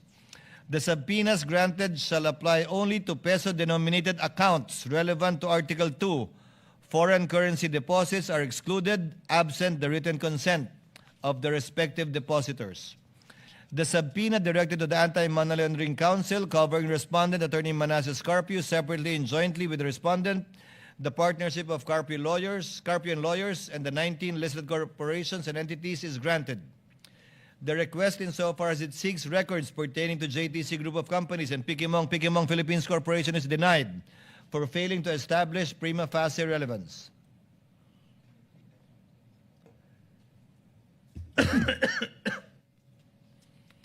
Finally, the court is cognizant of the Supreme Court ruling in Almonte v. Vasquez, GR 95367, where it stated that a government privilege against disclosure is recognized with respect to state secrets, and it is not amiss to state that even matters of national security have been inquired into in appropriate in-camera proceedings by the court. Therefore, the court ex abundante ad cautela or out of an abundance of caution hereby directs, in order to prevent the unwarranted exposure of sensitive AMLC methodologies and information, to submit the records strictly in camera to the presiding officer through the clerk of court first on July 30, 2026 at 9 a.m., who shall review these documents privately before turning them over to the parties as may be warranted. The parties are directed to be represented by counsel on the aforementioned time and date for the proper inspection, comparison, photocopying, and/or marking of these documents as the case may be. So ordered. Moving now on. BR. The impeachment court will now resolve the prosecution's request for the issuance of subpoena dated July 6, 2026, directed to the Commission or Internal Revenue. At the outset, the presiding officer reiterates and adopts by reference the court's citation of applicable rules regarding the issuance of subpoena ducis tecum, which forms an integral part of this order. The foregoing standards are deemed reproduced and shall govern the court's disposition of the present subpoena requests. After examining the records sought, the court finds that the requested documents meet the requirements set forth. They are reasonably described, readily identifiable, and prima facie relevant and material to the allegations under Article 2. However, the court, similarly, requests insofar as it seeks the records of JTC Group of Companies, Philippines Inc., and Pikimong Philippines Corporation. The prosecution failed to establish a prima facie nexus between these entities to either the respondent or to her spouse. The records sought, therefore, do not at this time satisfy the requirement of prima facie relevance under Rule 21 of the Rules of Civil Procedure. The court also resolves the respondent's objection to the requested period from 2007 to 2021. They anchored their opposition on the Supreme Court's pronouncement in Duterte v. HOR that the basis of any charge must be for impeachable acts or omissions committed in relation to their office and during the current term of the impeachable officer. The argument, as stated earlier, fails because first, the documents requested under the subpoena ducis tecum will not be used to allege additional impeachable offenses. This court will not allow it. For the same reasons discussed in the court's earlier order, consistent with the same jurisprudence which are hereby adopted by reference, the court likewise holds that the requested records are sought to establish respondents' financial baseline and capacity only, not to inquire into or prosecute alleged impeachable acts occurring outside the present articles of impeachment. Accordingly, these records are required to establish a factual baseline against which the respondent's assets, financial transactions, and business interests during her present term may be assessed. We are also not without precedent. During the Corona impeachment trial, the SAL-Ns prior to his appointment as Chief Justice in 2010 were presented on the January 18, 2012 hearing of the court. Likewise, evidence and testimony concerning properties and transactions before his appointment as Associate Justice were presented before the court on March 13, 2012. Therefore, the production of records from 2007 to 2021 is therefore allowed and authorized strictly for purposes of establishing a comparative baseline only. They shall not be used as proof of another independent impeachable offense. Their admissibility and evidentiary use shall remain subject to the prosecution establishing their connection to the alleged unexplained wealth during the respondent's present term. The defense's invocation of the Race of the Privacy Act is likewise unavailing. As previously stated, Section 16B of that law expressly states that the right to privacy does not apply when personal information is needed pursuant to a subpoena. Furthermore, Rule 5, Section 22F of its implementing rules expressly permits the processing of sensitive personal information provided to government public authority pursuant to a constitutional or statutory mandate and when necessary for the protection of lawful rights and interests and court proceedings. The court is likewise unconvinced by respondents' argument that the issuance of the subpoena will usurp the authority of the BIR under Section 5 of the NIRC. This court is not determining the tax deficiencies or civil liabilities which remain within the province of the BIR. It is exercising its constitutional mandate to determine public accountability under the Articles of Impeachment. Neither does dependency of a BIR audit suspend or limit the Senate's exclusive jurisdiction to try impeachment cases. The respondent invokes Section 270 of the National Internal Revenue Code to prevent the production of the requested records. The objection is overruled in part. The Supreme Court expressly ruled in Dipad v. Spouses Olivan, GR 168771, that Section 270, quote, of the NIRC obviously does not address the confidentiality of ITRs. It merely penalizes the unauthorized disclosure of taxpayer information, except as otherwise provided for by law. It does not bar the production of the documents. However, the respondent correctly invokes Section 71 and other provisions of the NIRC which recognizes only 3 instances in which a taxpayer's records may be opened for inspection. Number 1, upon order of the President or authorization of the President. Number 2, upon the request of a foreign tax authority with the approval of the President. Or number 3, upon the taxpayer's waiver. Nevertheless, the existence of these statutory limitations does not at this stage preclude the issuance of the requested subpoena. The issuance of subpoena is merely a preliminary procedural step and does not by itself authorize the disclosure, inspection, or admission of the requested tax records into evidence. In fact, this issuance is the order that shall set, if at all, things in motion. Upon service, the BIR Commissioner may refuse compliance, very much like what they did with the House, or comply by invoking any of the exceptions under the NIRC as previously mentioned, without a satisfactory showing of faithful compliance with any of the enumerated exceptions. This court shall not receive any subpoenaed records from the BIR, similar to what was done when the sealed box ordered by this court to be returned to them. There is also a precedent during the 2012 Corona impeachment trial. The Senate issued a subpoena and thereafter awaited the return of the BIR Commissioner. The requested records were produced only after the requisite presidential authorization had been obtained, one of the recognized exceptions under Section 71 of the NIRC. The respondent, however, is not without recourse nor remedy.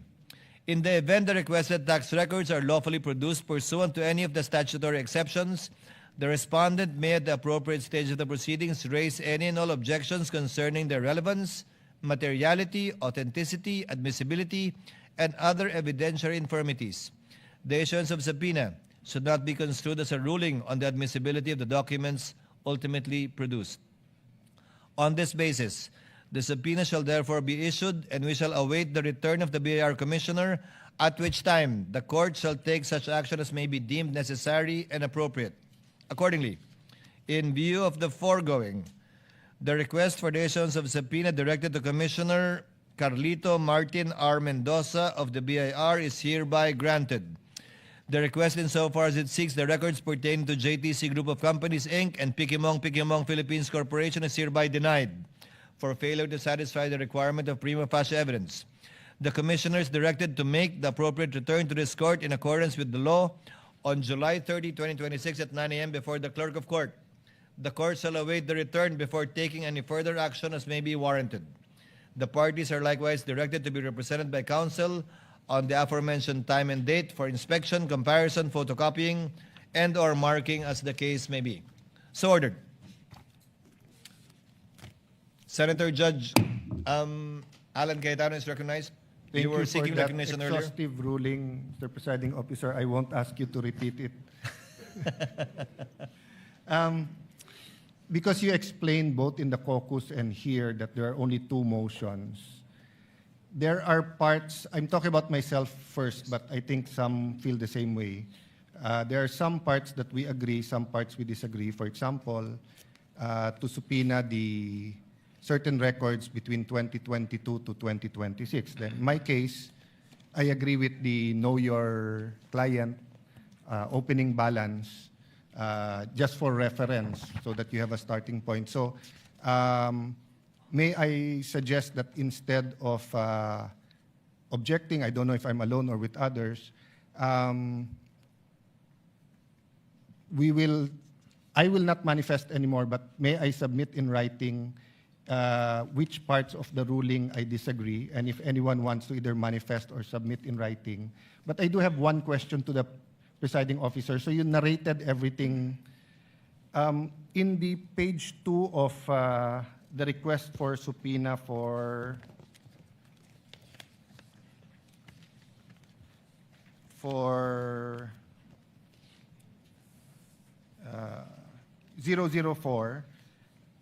nakalagay, all records filed with, submitted to, or maintained by the BIR for taxable year 2007 to 25, including but not limited to. So sinabi 1, 2, 3, 1 and 2, pero not limited to. The other one, 4, page 4 of the request number 004-2026. Sorry, that's the case number.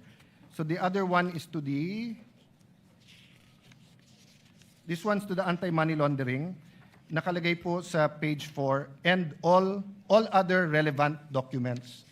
So I just like to ask, was your narration exclusive? Because you did say that it's specific enough, but I don't think specific yung all other relevant.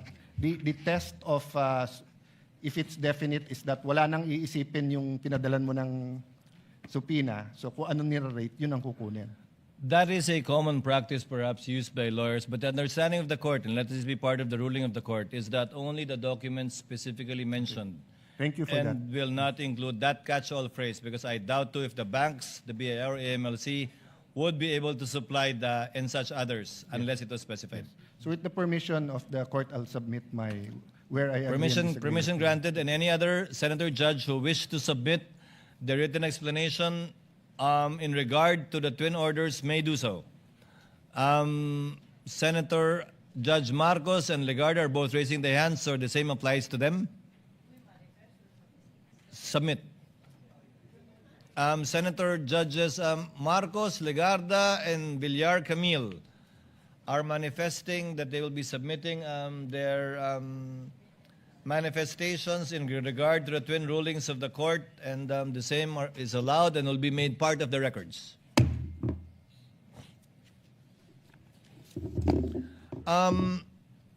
For the information of the court, yes, Senator Judge Pia Cayetano is recognized. What is your pleasure, ma'am?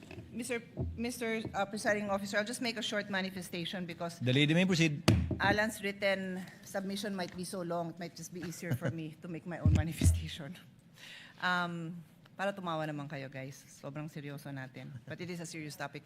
Very simply, Mr. President, personally, on the issue of the dates, no, for the submission of the, what was it, 2007? Goes back as 2007 to 2026. And the term of the Vice President in question is 2022 to 2026. My humble position is, and I'm cognizant of the case that was cited by the prosecution. I also found that my own research, the presiding officer used it in the justification of the decision, says that you go back to set that baseline. I understand that. Madali naman siyang intindihan. Ang sa akin lang naman, in the interest also of considering the rights of the person under trial, we could have considered starting at 2022, and if there's more than, kung dun pa lang, it already shows that unexplained from 22 to 2026, there may be no reason to go back and at least respect that part of the record. So yun lang naman ang sa akin. Kasi hindi naman mahirap na tingnan yung 2022 to 2026. O hindi mo makita yung baseline pero may trend, then dun, saka tayo pupunta doon. Diba? That's our way of showing respect also for the persons who are brought here to trial. But anyway, we submit to the ruling. I just wanted to explain that that could have been a middle ground, Mr. Presiding Officer. Thank you. Noted and well taken, Senator Judge Pia Cayetano. Chair would now like to take up some administrative matters. We are in receipt of a motion to set conference for the transfer of markings and comparison of video exhibits filed by the prosecution. Since this was received only last Friday, the court was not able to act on it on their requested dates. Court therefore sets this to July 21, tomorrow at 9 a.m. Due notice is given to both parties for this purpose. Likewise, the court is in receipt, the presiding officer rather, as well as the Senate President, of a letter of manifestation signed by Senator Judge Marcoleta, citing a rule in the Arab impeachment trial and wanting his vote to be considered. Chair, the presiding officer in this court will not act on it at this time, but instead, since we will be resuming next week, we'll be referring this matter to the Senate as a legislative body, given that it's the Senate that will be amending the rules, to allow participation through a vote. Because apparently, as pointed out by Senator Judge Marcoleta, during the Estrada impeachment trial, a rule was adopted, which we are confirming, that allows the Senate President to provide a mechanism by which a senator who cannot vote under any unavoidable circumstances to cast his vote on any matter. But since this impinges upon the rules of the impeachment court, this matter should properly be taken up by the Senate as a legislative body. And whatever decision the Senate will have as a legislative body, the court shall implement it. But let it be placed on record that personally, once we convene the Senate as a legislative body, I am inclined to agree with the suggestion of Senator Marcoleta, for as long as there is no suspension, according to him. Yes, Senator Judge Cayetano. I'll not object to that at this point in time. Just as an additional information, I think Senator Estrada elevated to the Supreme Court the denial of the Sandigan Bayan to allow him to attend. But may you also refer my previous manifestation that as a court, we can also communicate whether it's with the Sandigan Bayan or the... But if you're going to say it's going to be to the rules, that's not in conflict. But maybe we can take it up whether in caucus once the Senate convenes. The point of Senator Judge Allen is well taken. We shall do so at the appropriate time. Now, on other matter, Senator Judge Padilla is recognized. What is your pleasure, sir? Mahal na tagapamahalang hukom, patungkol po doon sa nangyaring ruling, nais ko lang po sanang magmanifesto. The gentleman may proceed. Ginoong tagapangulo at mga kasama, matagal ko na pong isinusulong ang freedom of information dahil ito po ay bumagsak sa aking komite. Ito po ay tunay na kailangan natin sapagkat dito po talaga natin mapapatunayan yung sinasabi nating public trust. Pero meron din po kasing napakahalaga yung tinatawag na equal protection of the laws. Sang-ayon po sa Artikulo 3 Section 1 ng ating konstitusyon, Bill of Rights, ang nagsasabing hindi dapat alisan ng buhay, kalayaan o ari-arian ng sinumang tao ng hindi kaparaanan ng batas. Ni pagkaitan ang sinumang tao ng pantay na pangangalaga ng batas. Ang mga pamantayang ginagamit natin ngayon ay dapat pareho ring ipinatutupad sa lahat ng impeachable officials, anuman ang kanilang pangalan o posisyon. Hindi ko po makakalimutan ang naging pahayag ng dating Senadora Miriam Santiago dito mismo. Siya po ay isang huwes at ginagalang na propesora ng batas. Ang sabi niya, constitutional analysis is a technical field.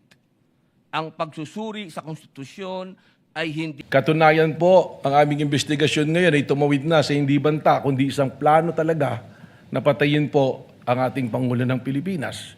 Sapagkat doon po sa ating mga inobserbahan na tinatawag dating open source intel, manilaw po roon na ang ating Vice Presidente sinabi mismo na siya ay kumausap na ng papatay at pumayag yung papatay na yan sa ating Pangulo ng Pilipinas. Mr. Witness, bukod sa iyong nabanggit kung saan may kinausap ang Vice Presidente na papatay sa Pangulo, ano pa, kung mayroon man, ang dahilan o nagtulak sa'yo upang buuin ang Special Task Force? Kung makikita po ninyo doon sa whereas clauses ng Administrative Order 11, ang nag-isa pong nagpatibay rito ay yung aming napanood na live broadcast po ng isang rally na tinatawag na Rage Coalition. If I remember it correctly, it's April 12 na nagsasalita ang mayor ng Davao City na si Mayor Sebastian Basti Duterte na sinabi niya na isang ulo lang naman ang kailangan namin at yan ay ang ulo ni Bongbong Marcos. Yan po ay aming isinama sa aming factor upang buuin po itong ating Administrative Order number 11. May nabanggit ka na Rage Coalition Rally noong April 12, 2026. Ano itong insidenteng ito, Mr. Objection, Witness? Your Honor, relevance. We ask for the relevance, Your Honor. Part of the witness's narration, counsel, you're on a short leash again, kindly connected to this case. Your Honor, this Witness may answer.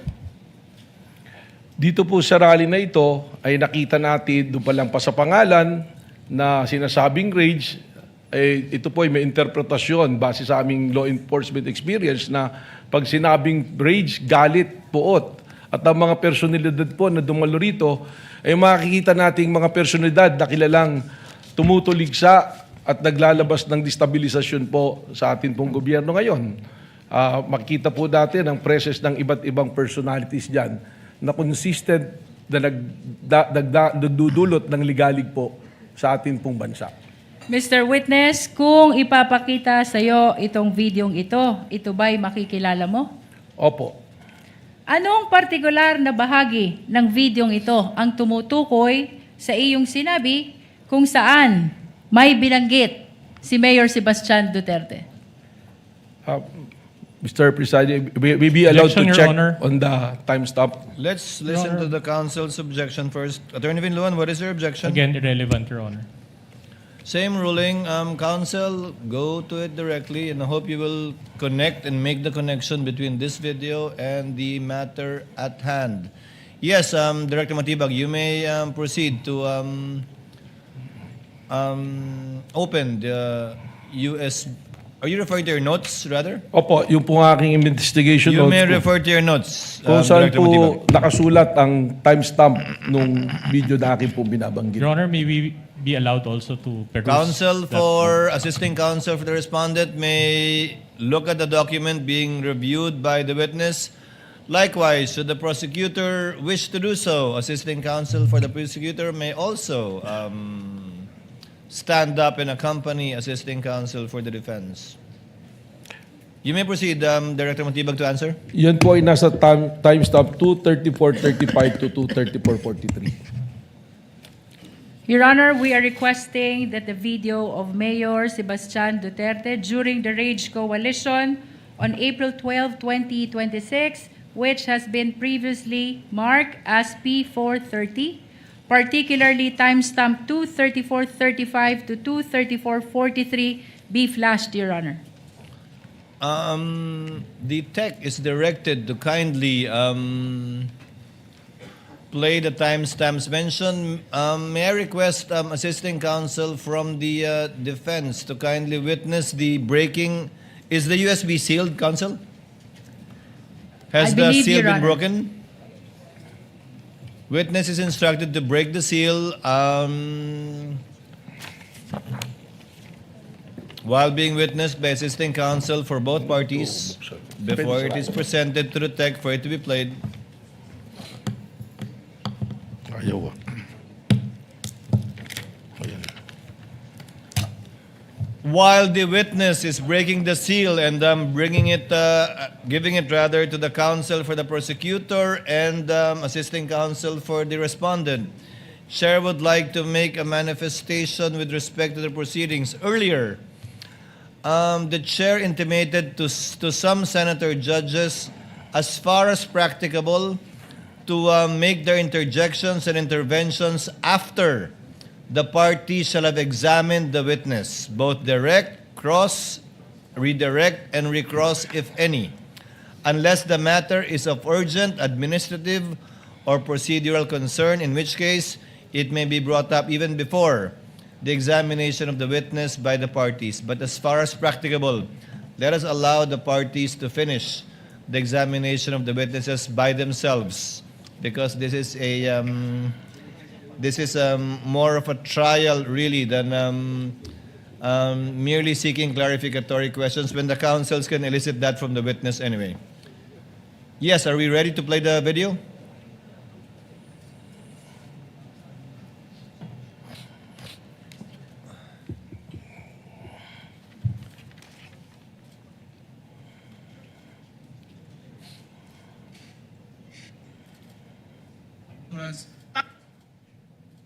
Tama na yan. That's okay.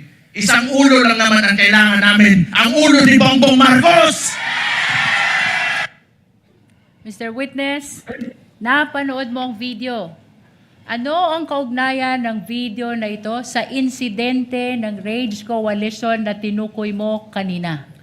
Yan po yung aking tinutukoy na video. Ano ang partikular na sinabi ni Mayor Sebastian Duterte sa nasabing insidente kung iyong naaalala? Sinabi po niya na isang ulo lang naman ang kailangan namin, ang ulo ni Bongbong Marcos. Mr. Witness, ano ang kahalagahan ng insidenteng ito sa Rage Coalition sa imbestigasyon na ginagawa ng Special Task Force kaugnay ng banta ng Vice Presidente sa buhay ng Presidente? Objection, Your Honor. Up to now, the prosecution has not established the relevance of these incidents to the matter at hand, Your Honor. Your Honor, I'm We're in the objecting on the process. basis of irrelevance, Your Honor. I'm in the process of establishing the relevance already, Your Honor.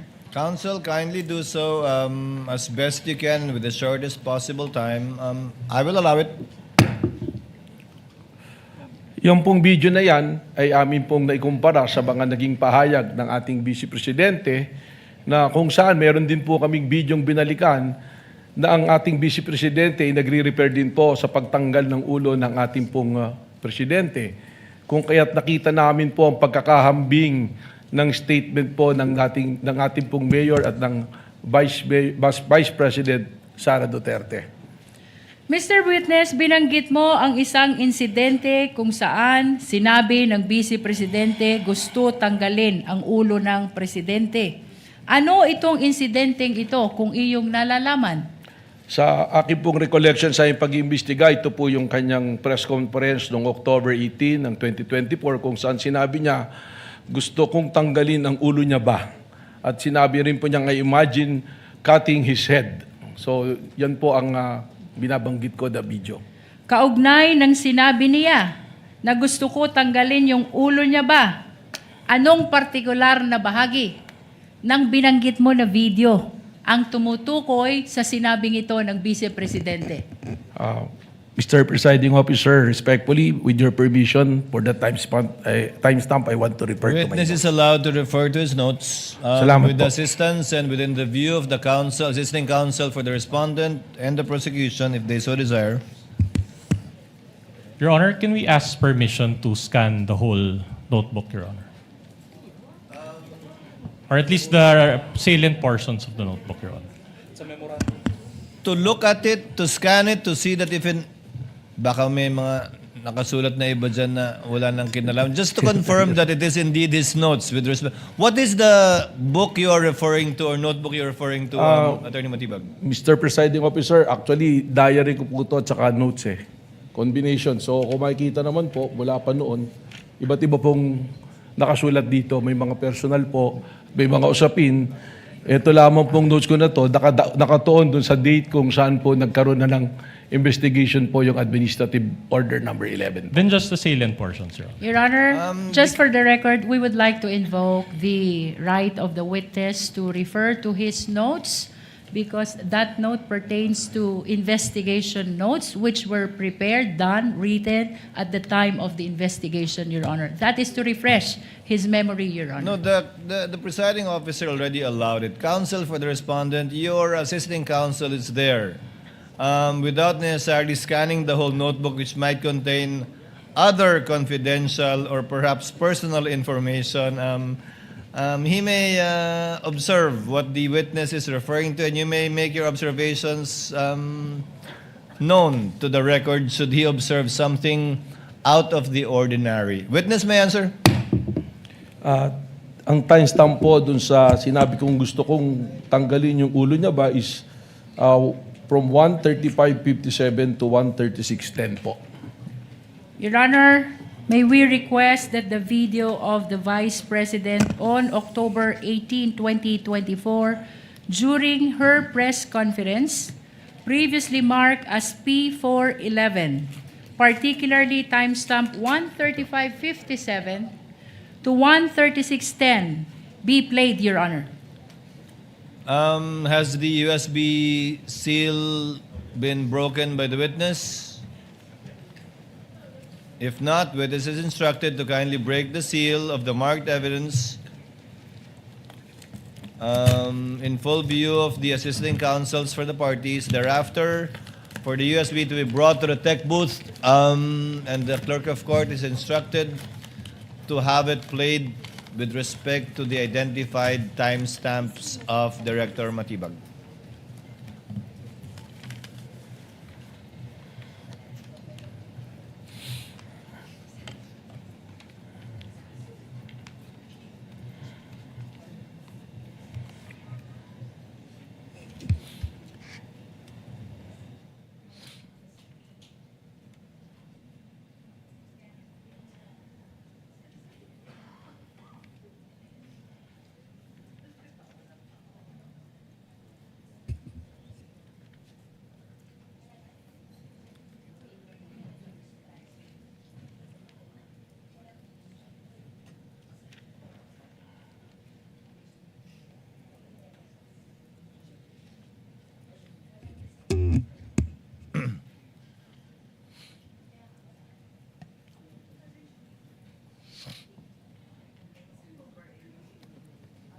Gusto ko tanggalin yung ulo niya ba?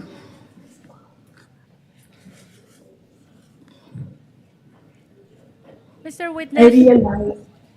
napanood toxic na mo yun. ang video. The video is still playing, I believe, lead prosecutor. Unless you want it cut already. Yung timestamp. It may be cut, Your Honor. I'm sorry? Do you It want... may be cut, Your Honor. Okay. The timestamp is only 1:35:57 to 1:36:10. Mr. Witness, napanood mo ang video? Ano ang kaugnayan nito sa insidenteng tinukoy mo kanina kung saan sinabi ng Vice Presidente, gusto kong tanggalin ang ulo niya ba? That is the same video that I was referring to. Kanina, Mr. Witness, binanggit mo din na may sinabi ang Vice Presidente, I imagine myself cutting his head. Anong partikular na bahagi naman ng video na iyong tinukoy ang tumutukoy sa sinabing ito ng Vice Presidente kung iyong nalalaman? Again, Mr. Presiding Officer, may be allowed to look for the Witness may do so. Thank you po. Timestamp 136.52 po to timestamp 136.58. Your Honor, may we request that the same video be played, particularly timestamp 136.52 to 136.58? Pertaining to the same exhibit, counsel. Yes, Your Honor. Same exhibit P411. Tech is instructed through the clerk of court to kindly play the video. Imagine myself cutting his head. Mr. Witness, napanood mo ang video. Ano ang kaugnayan nito sa insidenteng tinukoy mo kanina kung saan sinabi ng Vice Presidente, I imagine myself cutting his head? Yan din po yung video ang aking tinutukoy. Mr. Witness, kanina ay binanggit mo ang insidente ng Mayor Sebastian Duterte. Kaninong ulo ang kailangan nila kung iyong nalalaman? Objection asked and answered, Your Honor. Asked and answered. Move on, counsel. Binanggit mo din ang video ni Vice President Sara Duterte.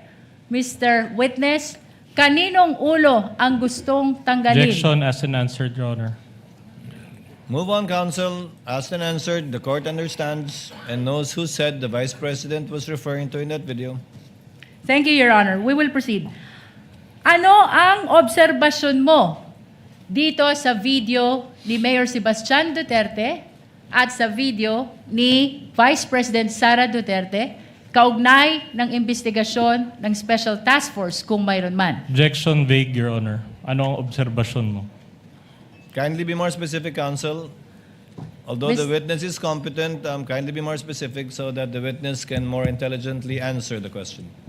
Mr. Witness, anong koneksyon, kung mayroon man, ang video ni Mayor Sebastian Duterte at ang video ni Vice President Sara Duterte sa kasalukuyang investigasyon ng Special Task Force? Objection, kung Your mayroon Honor. man Objection, at Your kung Honor. iyong nalalaman. Objection, Your Honor. Still vague and asked and answered. Witness may answer if he knows so that we can move on. Director Matibag, kindly respond. Salamat po. Kapansin-pansin po na makikita natin na nanggagaling sa isang pamilya ang pagbabanta sa ating Pangulo at parehas na nag-refer sa ulo ng Pangulo.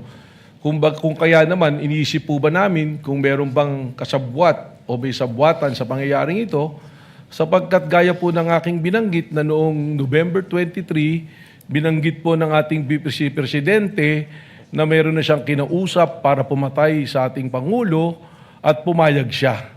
Kaya ito po ang amin pong tinututukan sa task force na amin pong itinatag. Objection, Your Honor. We would have to object as to the answer being non-responsive, and we would like to move, Your Honor, that it be expunged from the record. Your Honor, the witness has answered already, and that should form part of the transcript of our trial today. Then we move to strike it off, Your Honor. The objection is overruled and the motion to strike is denied. Let it remain in the records for the appreciation of the senator judges as to the weight they will give that particular part of the witness's testimony. We will submit, Your Honor. Mr. Witness, binanggit Counsel, may mo proceed. kanina na may kinausap ng tao ang Vice Presidente. Ano ang kahalagahan nito sa inyong investigasyon sa Special Task Force, kung mayroon man? Sapagkat ito po, yung amin mismong tinitingnan, sapagkat ang tingin nga po namin dito, that the threat is serious, active, and continuing doon po sa banta sa ating Presidente. At dahil ito ay seryoso, aktibo, at patuloy na umiiral, ay nagiging banta na rin po sa ating pambansang seguridad. Sapagkat anumang pong banta sa seguridad ng ating Pangulo ay banta po sa ating national security.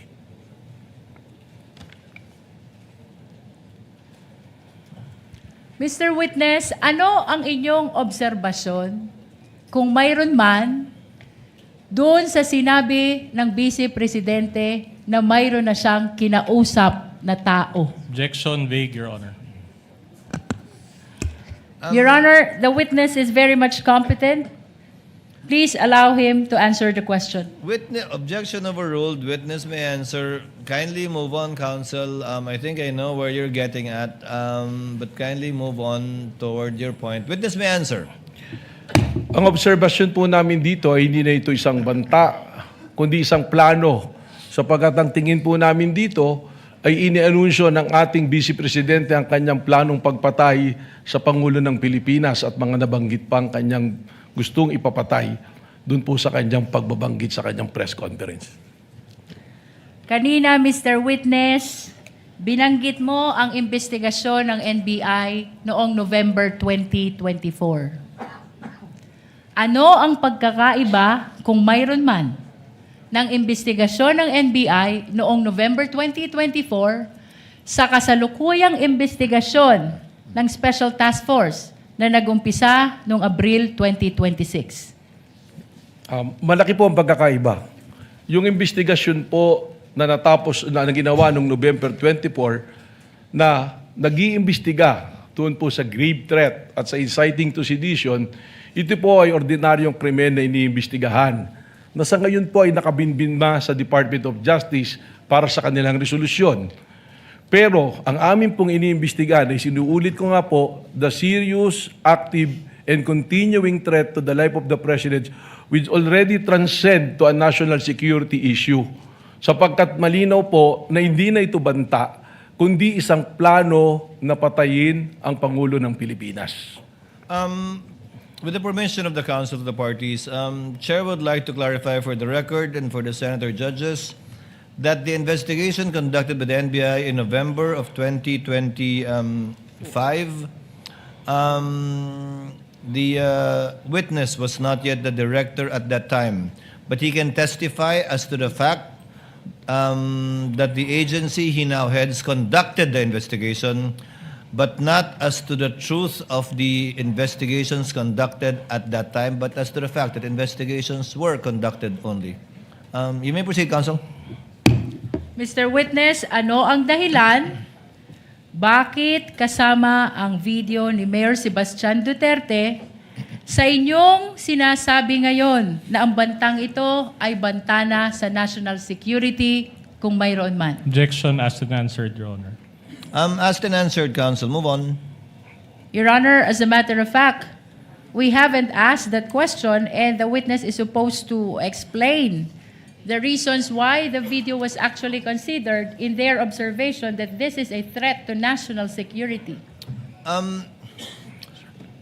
I believe the witness already answered that any threat to the President is a threat to national security, to the national security of the country. And earlier, the Counsel already asked the relationship of the video to that statement of the witness, which the Chair allowed. We're already there, Counsel. Please move on.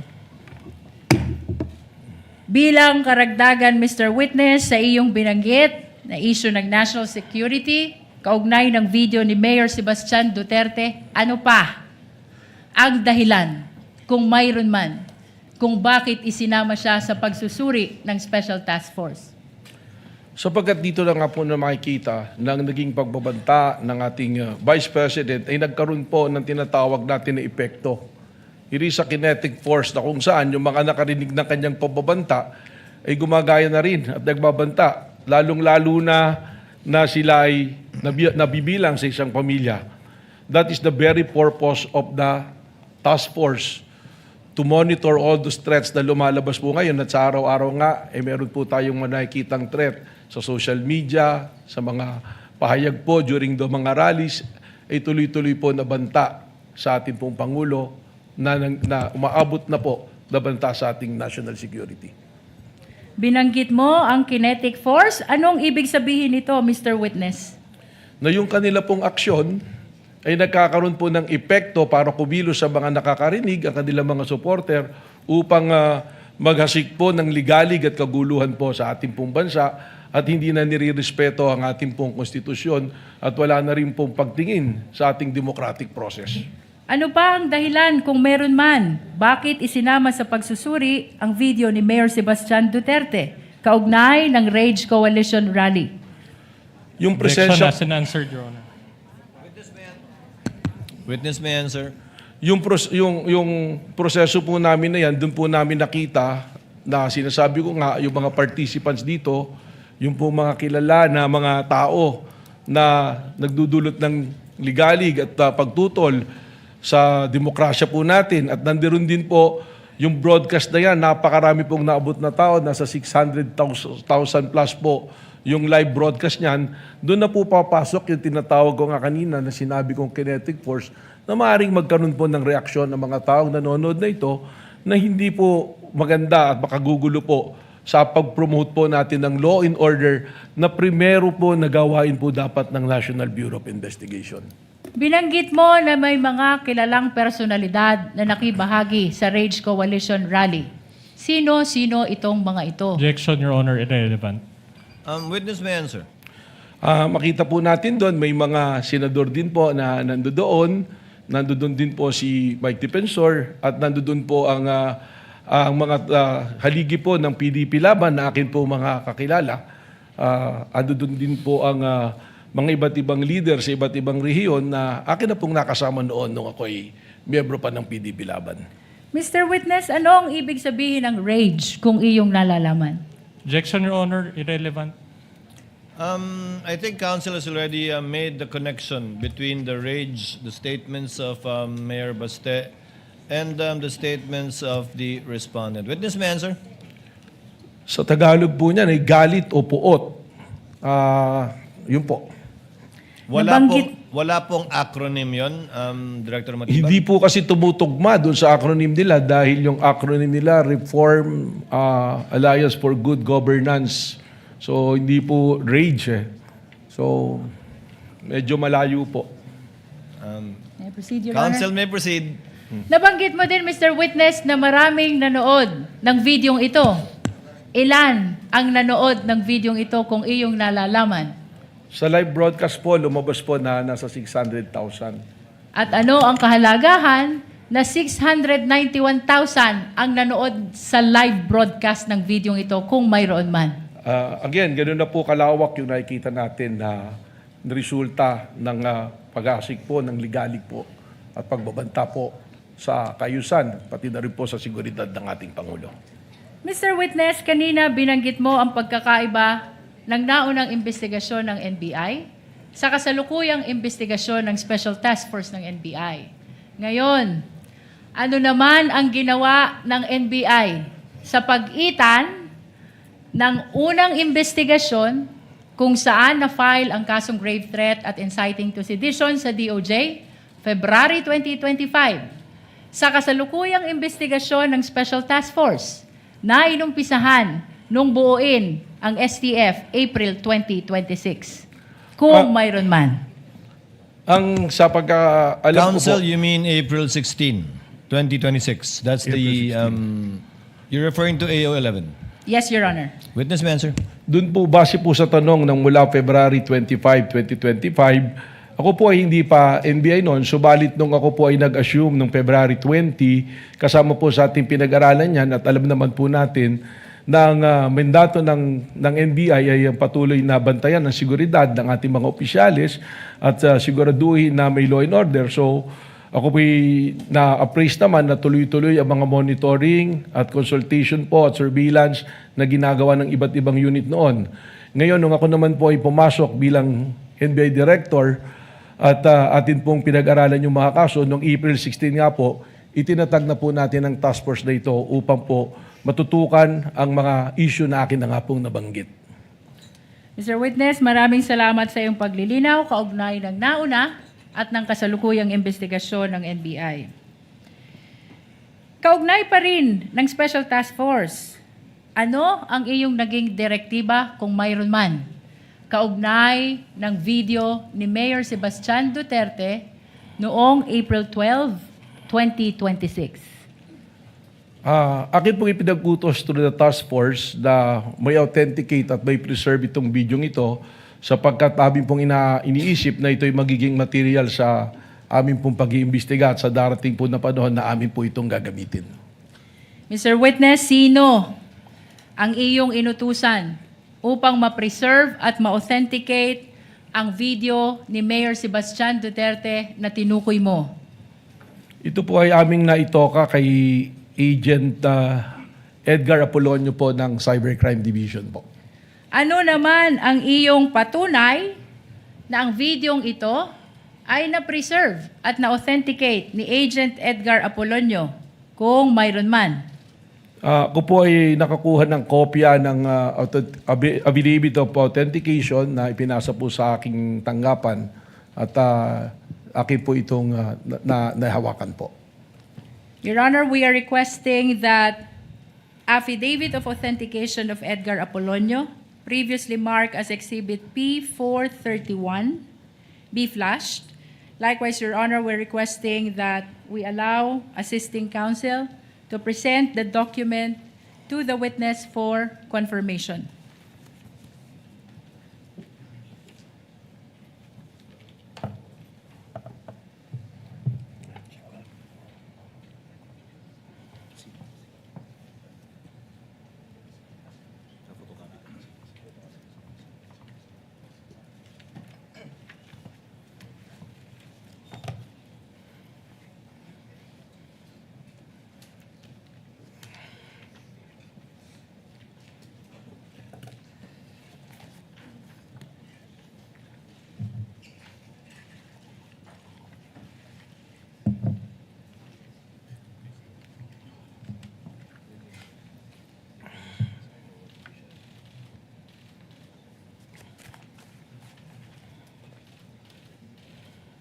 Mr. Witness, we are presenting to you a document entitled Affidavit of Authentication.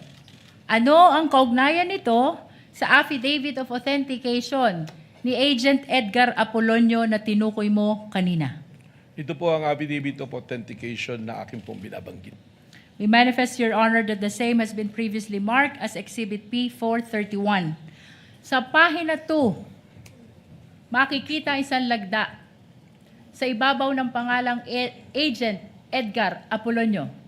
Mr. Witness, kaninong lagda iyan kung iyong nalalaman? Kay Agent Edgar Apolonio po.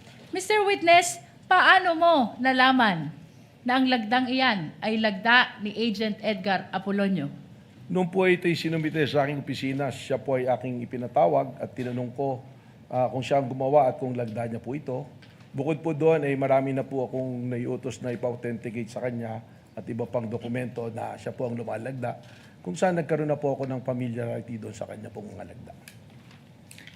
Maraming salamat sa iyong paglilinaw. Ngayon ay puntahan natin ang investigasyon ng Special Task Force sa banta ng Vice Presidente sa buhay ng Presidente.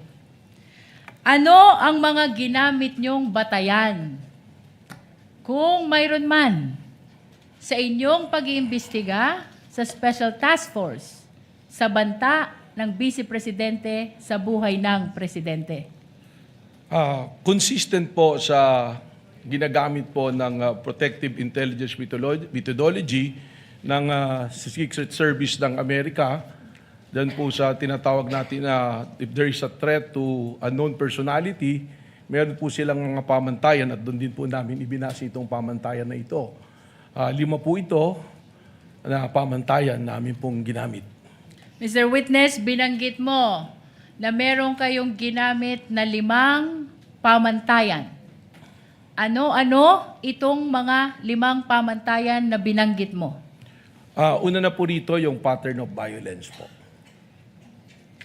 Bukod sa pattern of violence, ano pa kung mayroon pa? Yung pong gravity at seriousness po ng isa pong pangyayari. Anong sunod dito kung meron pa? Yung pong identity and identifying characteristic po ng involved po doon sa pangyayari. Bukod sa identity, ano pa, Mr. Witness, kung mayroon man? Ang isa po rito ay yung kakayanan po at kapasidad po ng nabanggit po na subject po. At bukod sa 4 na iyong nabanggit, ano pa ang inyong ginamit na batayan kaugnay ng investigasyon na ito? Yung pong tinatawag na motive o motibo at intent po ng personality po. Mr. Witness, balikan natin ang pattern of violence na una mong binanggit kanina. Ano ang inyong sinuri? Kung mayroon man. kaugnay ng pattern of violence ng Vice Presidente? Sa tulong po ng amin pong Special Task Force ay amin pong binalikan ang mga pangyayari na yan naman po ay lumabas na tinatawag namin sa media na mga open source intel namin. At doon po nakita namin yung isang event nung mayor pa po ang ating Vice President Sara Duterte na meron pong isang sheriff na gustong gawin ang kanyang tungkulin na atas po ng legal na atas ng korte na magpatupad po ng demolition order. Subalit hindi po ito nagustuhan ng noon ay mayor at kay Vice Presidente, kung saan ay tinawag po niya yung sheriff at pinagsusuntok po sa mukha itong sheriff na ito. Mr. Witness, binanggit mo ang isang insidente ng sheriff na pinagsusuntok sa muka. May ipapakita ako sa iyong video.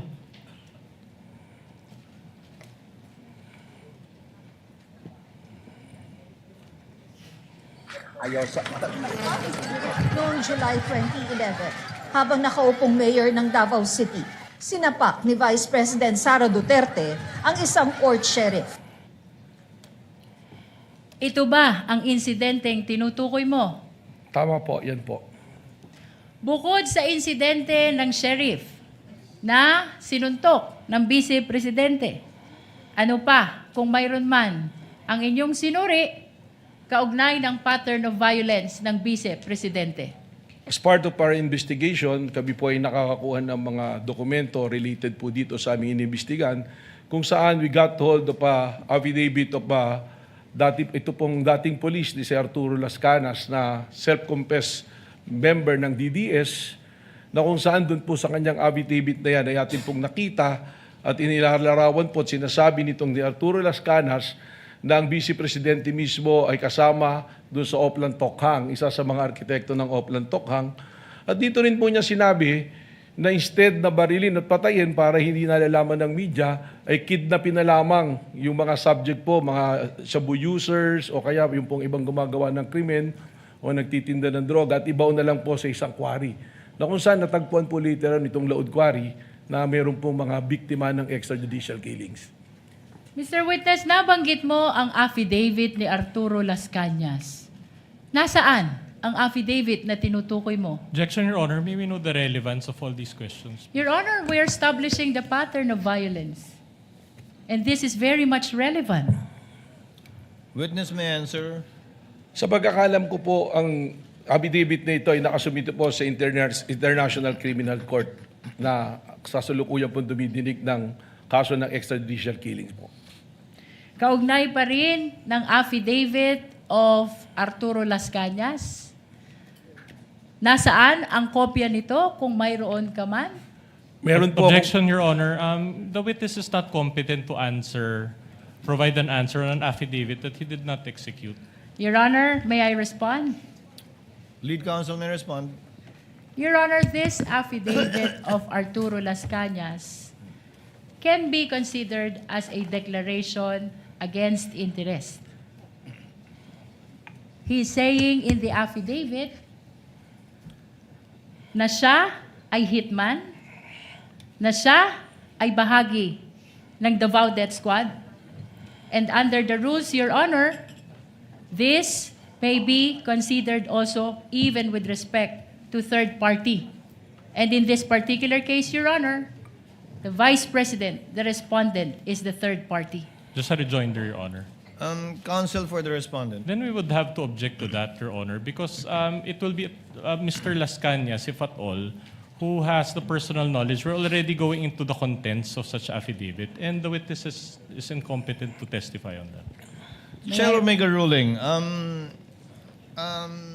It is of no moment that it is a declaration against interest. Again, it is not an exception to the hearsay rule. It's certainly not a declaration against the interest of the witness. However, the court will allow it as part of the testimony and narration only of the witness, not as to the truth of the allegations of fact contained in the affidavit of Las Cañas, just as to the fact that the affidavit went through the office of the NBI director, that he knows of the affidavit, but certainly for the information likewise of the senator judges, not as to the truth of the allegations stated in the Las Cañas affidavit. Witness may answer. Your Honor, we will submit, but we register a continuing objection. The continuing objection of the counsel for respondent is duly noted and entered into the records. Mr. Witness, kaugnay pa rin ng affidavit ni Arturo Las Cañas.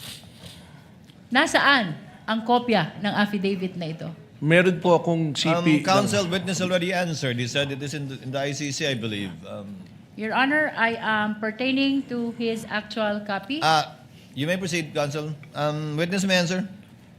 Nandito po sa akin, dala-dala ko po yung kopya ng affidavit. Your Honor, may we allow the witness to present his own copy? Witness is allowed to produce a copy she is referring to rather in his testimony.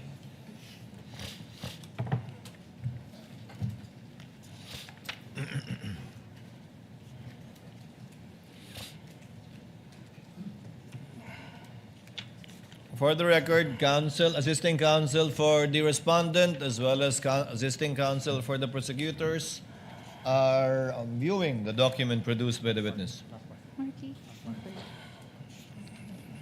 Your Honor, just a comment. Counsel for the respondents recognized. Your Honor, it appears that this document has not been marked during the pretrial conference. Your so Honor, may I respond to that? not yet done with my manifestation. Let the counsel for respondent finish, counsel. So in other words, may we request, Your Honor, that we be given a copy of such document as well for our perusal. The prosecutor is so instructed to kindly furnish a copy if indeed this document has not yet been marked. Your Honor, may I respond to that? Counsel may respond. The affidavit of Arturo Las Cañas has been previously marked as P-2-10-1-W, Your Honor, for the prosecution. Then I stand corrected, Your Honor, but can we still request for a copy? Nevertheless, kindly give the counsel for respondents a copy. We submit, Your Honor. Counsels rather for respondent a copy. Thank you, counsel.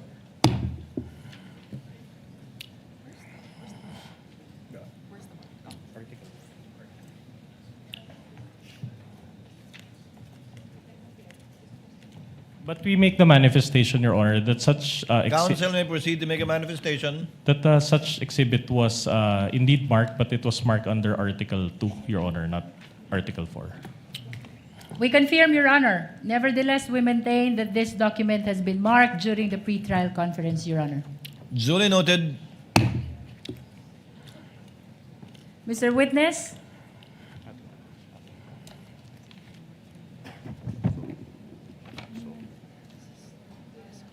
Ito yung copy niya. It's the same.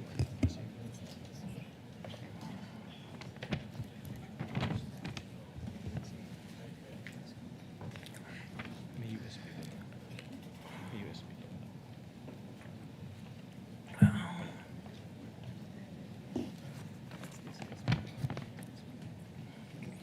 Is this part of the mark? Oh, this is part of the mark. Just an additional comment, Your Honor.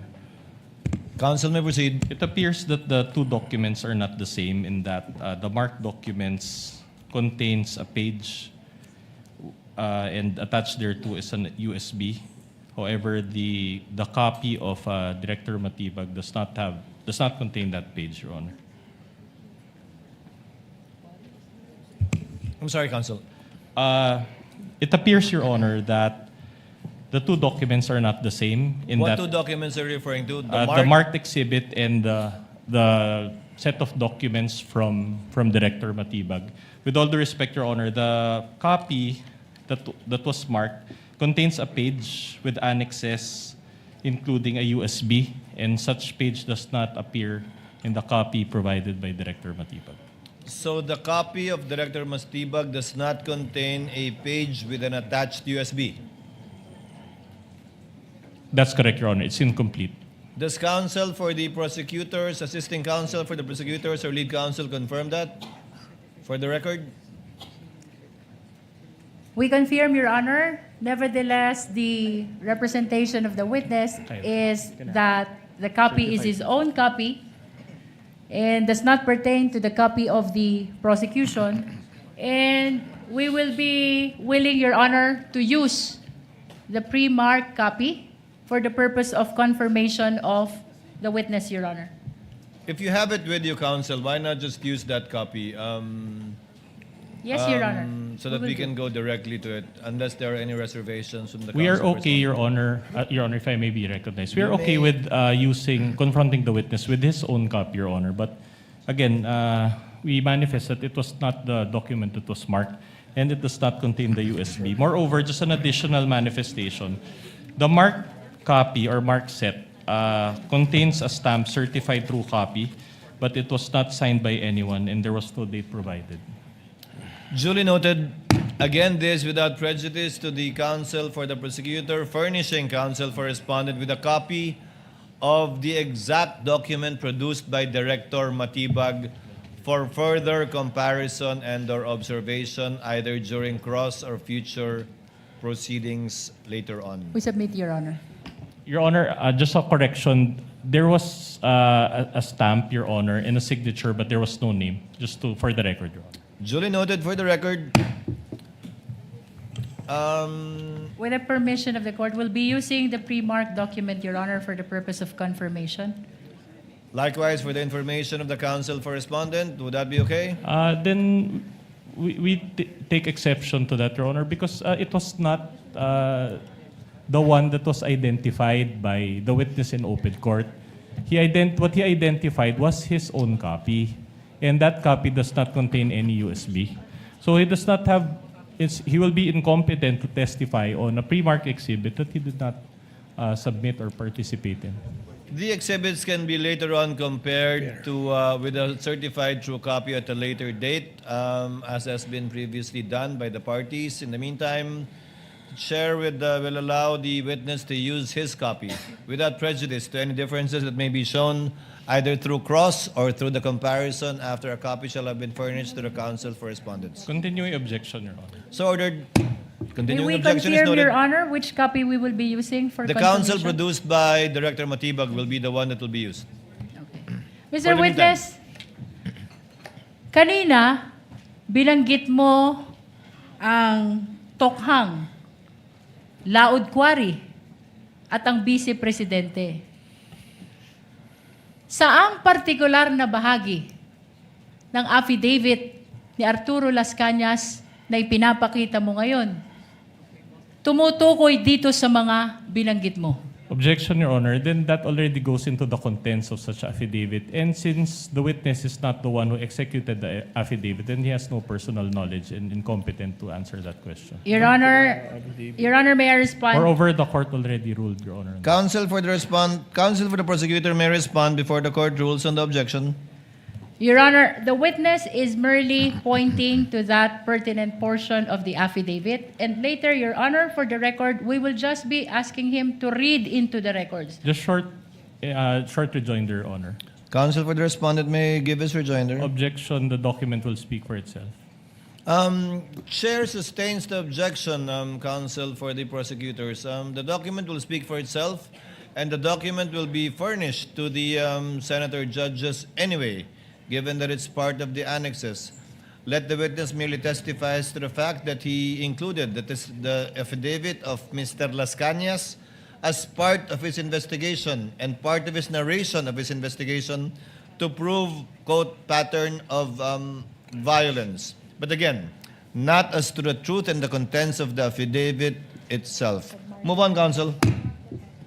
With that, Your Honor, we will be requesting for the submarking of the pertinent portion of the affidavit of Arturo Las Cañas, the witness already referred to. Again, only as to tenor, but not as to the truth, counsel. For the record and for the information of the senator judges, you may do so. For purposes, Your Honor, of reference, which particular portion to be submarked, Your Honor? May we ask the witness to make reference or point which part of that affidavit he is referring to? In his investigation, counsel. Same objection, Your Honor. As part of his investigation, witness may answer. As part of our investigation, ang importante po para sa amin dito, in establishing the pattern of violence is yung paragraph 270 and paragraph 270B and paragraph 270D. 270. For purposes of submarking, Your Honor, may we ask which particular part of paragraph 270 the witness first referred to?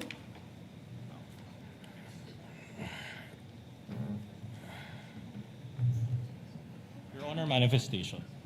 Counsel for respondent may proceed. All right. Your Honor, this pertains to an affidavit of Arturo Las Cañas. And on page 186, Your Honor,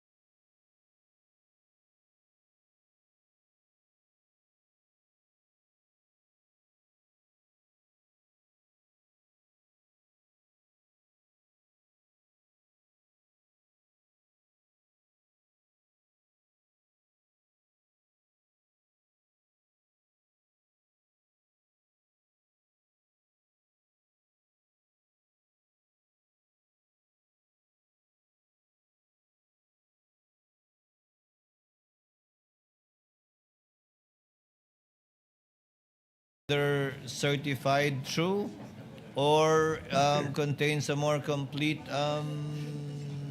signature. then I would have to clarify, Your Honor, that it is our position. Well, it's first of all, we are not in the position to choose for this witness. But in the event that they use this document, we manifest, Your Honor, upon perusal that such document is unsigned and unnotarized, Your Honor. This is an affidavit. So in other words, without the proper notarization and without the proper signature, then it is a mere scrap of paper. We cannot allow this witness to build his testimony based on this document.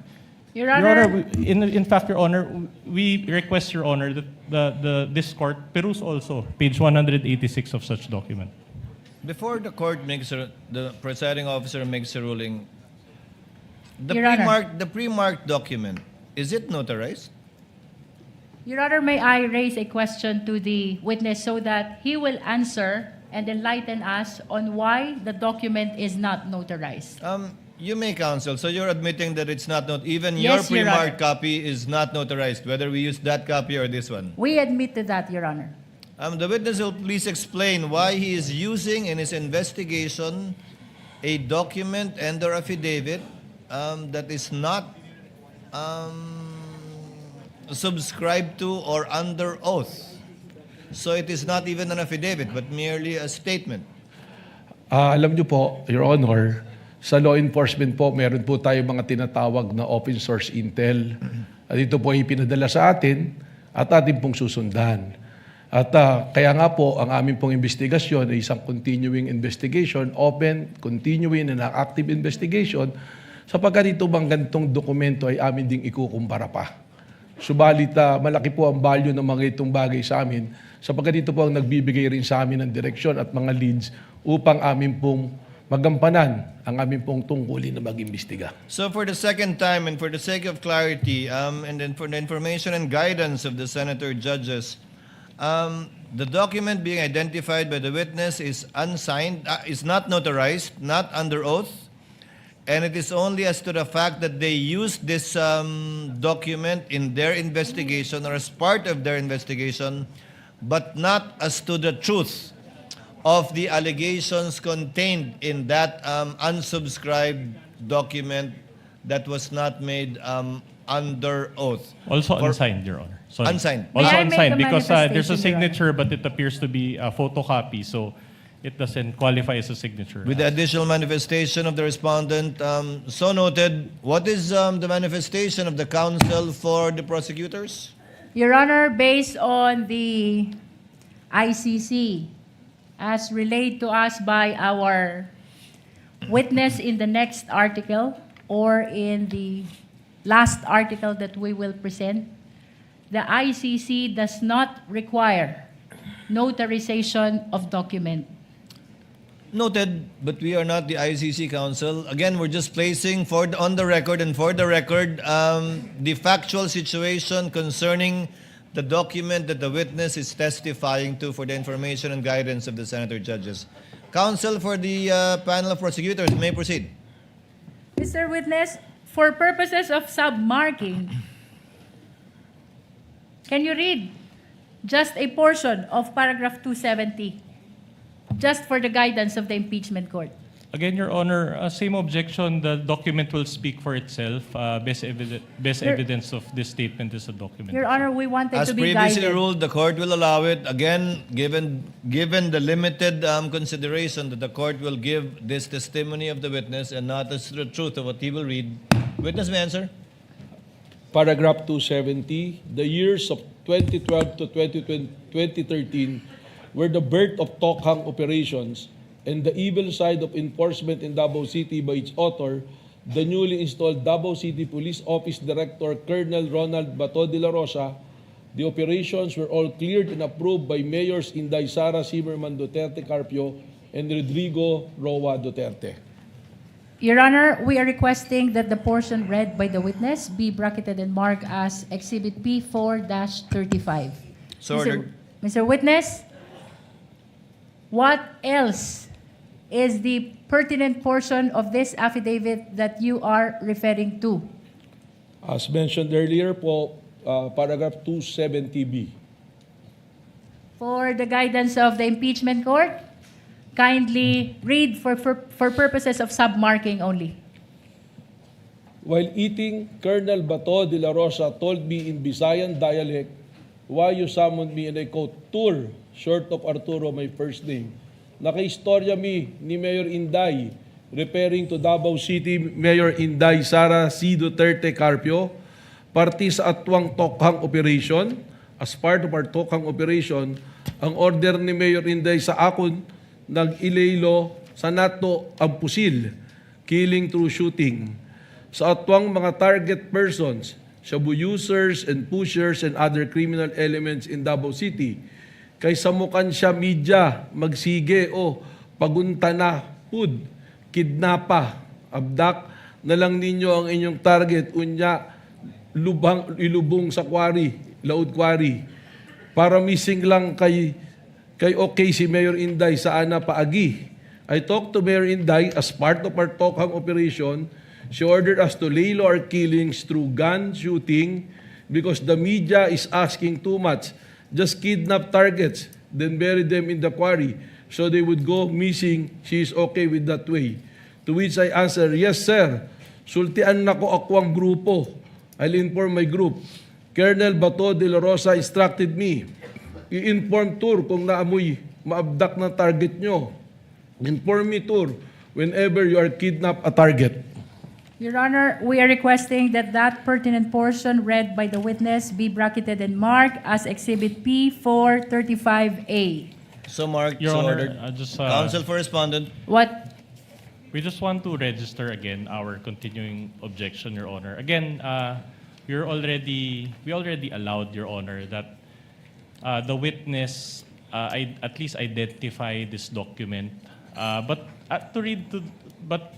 to the fact, Your Honor, that he is allowed to read even portions thereof, he's not the author of this affidavit. And as to the truth or falsity thereof, is incompetent to testify on that.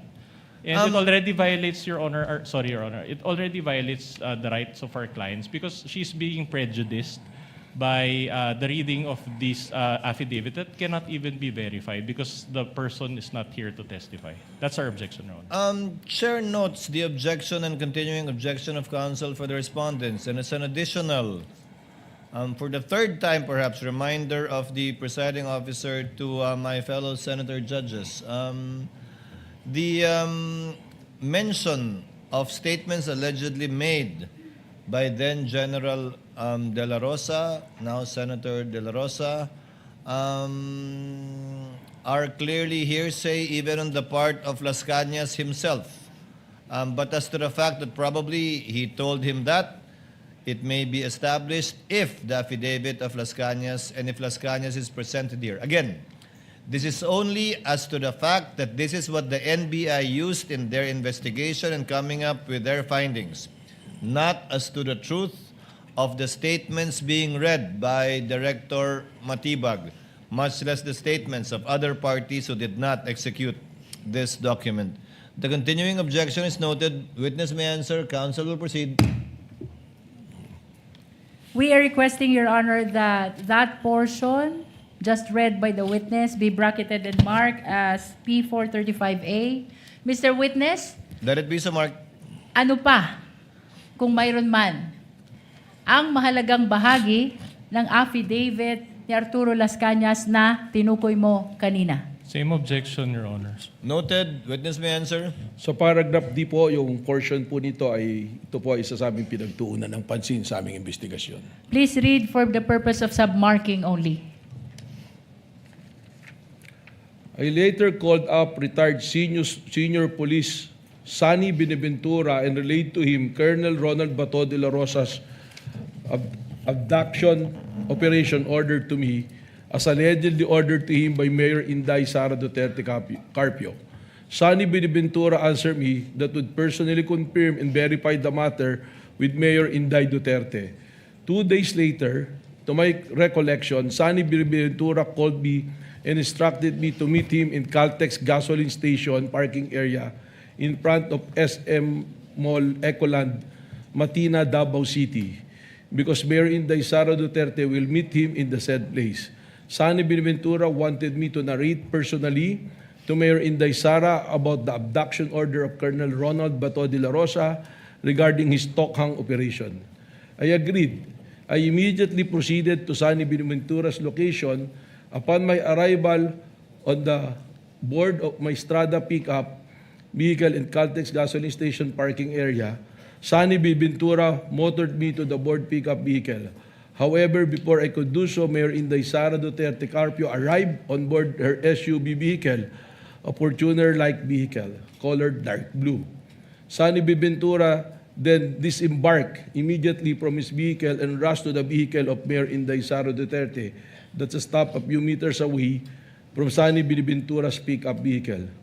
I stood in front of Sonny Benaventura's pickup vehicle, looking and then talking. Mayor Inday Sara Duterte Carpio did not get up from the vehicle while talking to Sonny Benaventura, and Sonny was standing on the left side of Mayor Inday Sara Duterte vehicle. Then Sonny Benaventura hand signaled to me to come near him. I saw Mayor Inday Sara Z. Duterte Carpio inside her vehicle alone. I personally heard Mayor Inday Sara Zimmerman Duterte Carpio ordered Sonny Benaventura and I in Visayan dialect, and I quote, "Bulgar naman kayo man, pusilon, shoot." And target ninyo na referring to Sonny and myself nung short of manong older person. Kidnapa na lang ninyo. Target shabu users and pushers and other suspected criminal elements in Davao City. Para missing lang sila, para dili samok ang media. Shooting your target is too brazen. Just kidnap them so they will just go missing and so that the media won't bother us. Sonny Benaventura replied, "Sige day, okay." Then she drove away. It was a 3 to 5 minute kill order through abduction operation from a lady mayor of our city, the daughter of Mayor President Rodrigo Roa Duterte, that shed much blood of innocent poor Filipino suspected of being shabu users and pushers in Davao City. Now nationwide through the Tokhang campaign of the Philippine National Police for 4-star General and newly elected Senator Ronald Bato de la Rosa. Your Honor. Counsel for Respondent. Then, considering, Your Honor, the reading of this portion of this piece of paper, Your Honor, we ask for a fourth clarification on the part of the chair that the reading of this document, Your Honor, already creates an impression, not just to the minds of the senator judges, but also the public. They may be misled, Your Honor, to believing the truth or falsity of these statements. So in other words, Your Honor, this is highly improper for, with all due respect, Your Honor, for this honorable court to allow the reading of a portion of an affidavit that was not authored by this witness. He doesn't know, he doesn't have personal knowledge, again, and he's not competent to testify as to the truth or falsity of these statements. It is purely hearsay and excluded by the evidence and the rules of court, Your Honor. The chair is inclined at this point to already agree with counsel for respondent. Chair will cut short any further identifications of the witness in regard to this affidavit. I think you have sufficiently established, counsel, May I the comment, Your so-called Honor? pattern of violence that you sought to establish in the investigation of the NBI regarding the so-called grave threats that they are investigating. But the chair will nevertheless remind again the senator judges, as requested by counsel for the respondents, that this is only as to the fact that Las Cañas executed a document that they used in their open source investigation, not as to the truth of what was read. It was only identified for easy identification by the senator judges, subject to that limited understanding. And I think, counsel, that should be enough for now insofar as establishing your desire, rather, to establish so-called pattern of violence. Kindly move on already to the other grounds for investigation. Just one last manifestation. Counsel for Your Honor. respondent is recognized. Well, in that case, Your Honor, with all due respect again, then it is like we believe certain portions of the statements as read by this witness. Because we are already mentioning about a pattern. So in other words, Your Honor, we give credence, Your Honor, or value to the statements that were read, which is highly improper, and we would like to object to that, Your Honor. We May I did not respond, give Your credence to it, counsel. We merely allowed the witness to testify as to the evidence he used and or considered in his investigation, which actually has not yet borne fruit unless he will testify to the contrary later on. As I believe the investigation as of this moment is still ongoing. But let it end at that. Counsel, please move on to we will another submit, point. Your Honor, but register a continuing The objection. continuing objection of counsel for respondent is duly noted and entered into the records. Counsel, lead counsel for the prosecutors, kindly move on to Yes, Your Honor. I presume you will go through the 5 Yes, Your pillars Honor. of investigation of the NBI. Yes, Your Honor. Kindly because- proceed to the next point, the gravity or seriousness aspect. May I just request, Your Honor, that the last portion read by the witness be submarked as P435B. Thank you, Your Honor. So Continuing ordered. objection, Your Honor. Continuing Maraming objection of salamat the sa iyong counsel is noted. paglilinaw kaugnay ng pattern of violence. Ngayon, puntahan natin ang gravity at seriousness ng banta. Mr. Witness, ano ang inyong sinuri kung mayroon man kaugnay ng gravity at seriousness ng banta? Unang-una na po rito kung sino yung pinagbantaan, sino yung sinabing papatayin. At dito po natin makikita na 2 pinuno ng 2 sangay ng ating gobyerno, ang dating speaker at ang Pangulo ng Pilipinas ang pinagbantaan, kasama na rin po ang unang ginan. Kaya para sa amin po ay mabigat at seryoso po ang pagbabantang ito. Bukod sa nabanggit mo na pinuno ng 2 malalaking sangay ng gobyerno ang pinagbantaan, ano pa ang inyong sinuri kung mayroon man? Mismong ang Vice Presidente na po ang nagsabi na paulit-ulit na no joke, no joke. At pati pag tiningnan po natin yung kanya pong press conference noong November 23, 2024, makikita natin sa kanya na seryoso ang kanyang pagsasabi nito. Bukod dito sa binanggit mo na sinabi ng Vice Presidente, no joke, no joke. Ano pa kung mayroon man ang sinuri mo kaugnay ng gravity at seriousness ng banta? Tiningnan po natin yung mga kanina katulad ng video noong October 18 at yung pong kanyang video noong November 23 at nasundan pa po ito noong November 26 na sinasabi niya at kinukumpirma na seryoso ang kanyang pagbabanta at siya ay meron ng kinausap at pumayag para patayin ang Pangulo ng Pilipinas. Bukod sa nabanggit mong 3 video, ano pa kung mayroon man ang iyong sinuri kaugnay pa rin ng gravity at seriousness ng banta?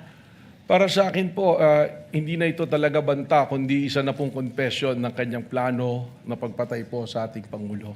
Sapagkat makikita naman natin na sinabi niya na meron akong kinausap at pumayag ang kinausap para patayin ang Presidente.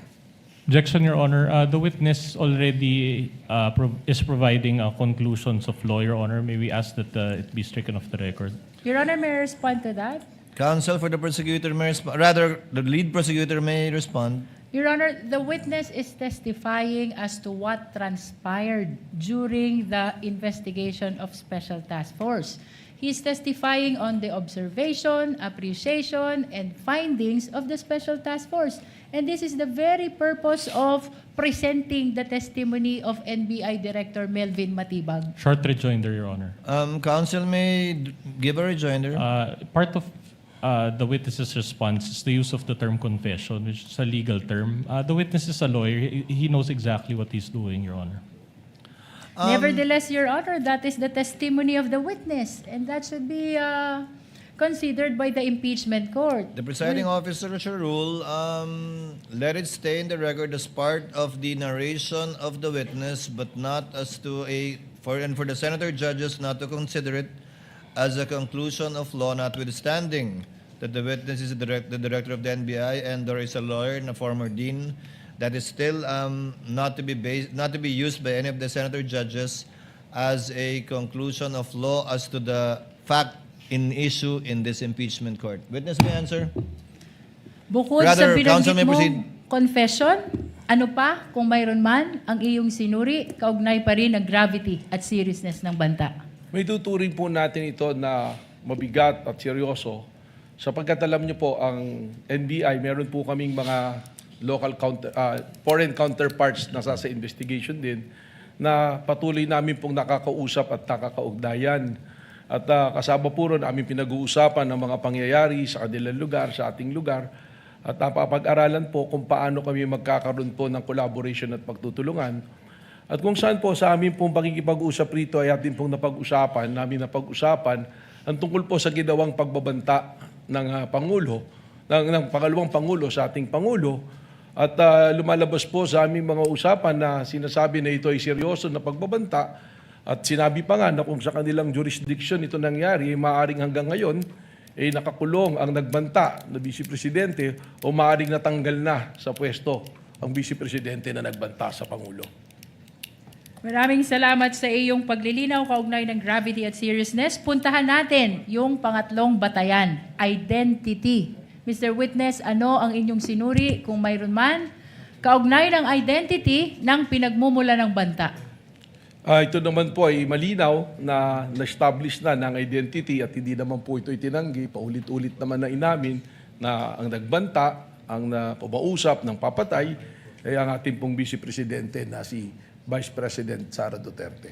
Bukod sa Vice Presidente Sara Duterte, na tinukoy mong pagkakakilanlan ng nagbanta, ano pa o sino pa kung mayroon man, Mr. Witness, ang inyong sinuri dito sa pag-aaral ng identity o pagkakakilanlan?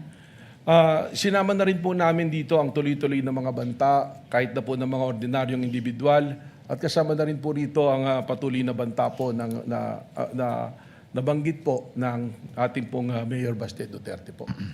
Puntahan naman natin ang pang-apat ninyong batayan, capacity. Ano ang inyong mga sinuri kaugnay ng capacity to execute threat? Unang-una po daming tiningnan sa capacity o kapasidad ng nagturan ng pagbabanta o pakikipag-usap nga sa pagpatay. Alam naman po natin ang Vice Presidente may malawak na network. Alam po natin na matagal ding nangungulang Pangulo ang kanyang ama po. At sila po, regionally, ay sila rin kinikilala dyan po sa Davao. Ibig sabihin po, marami po silang network na maaari ding ibilang natin dito yung mga men in uniform sa Philippine military po natin, sa kapulisan. Ito po ay ating ipinactor in na kasama po doon sa kapasidad na kayang gawin po ang kanyang sinabing pagpapapatay. Binanggit mo ang network ng dating Pangulo, ganun din na ang ama ay dating Pangulo.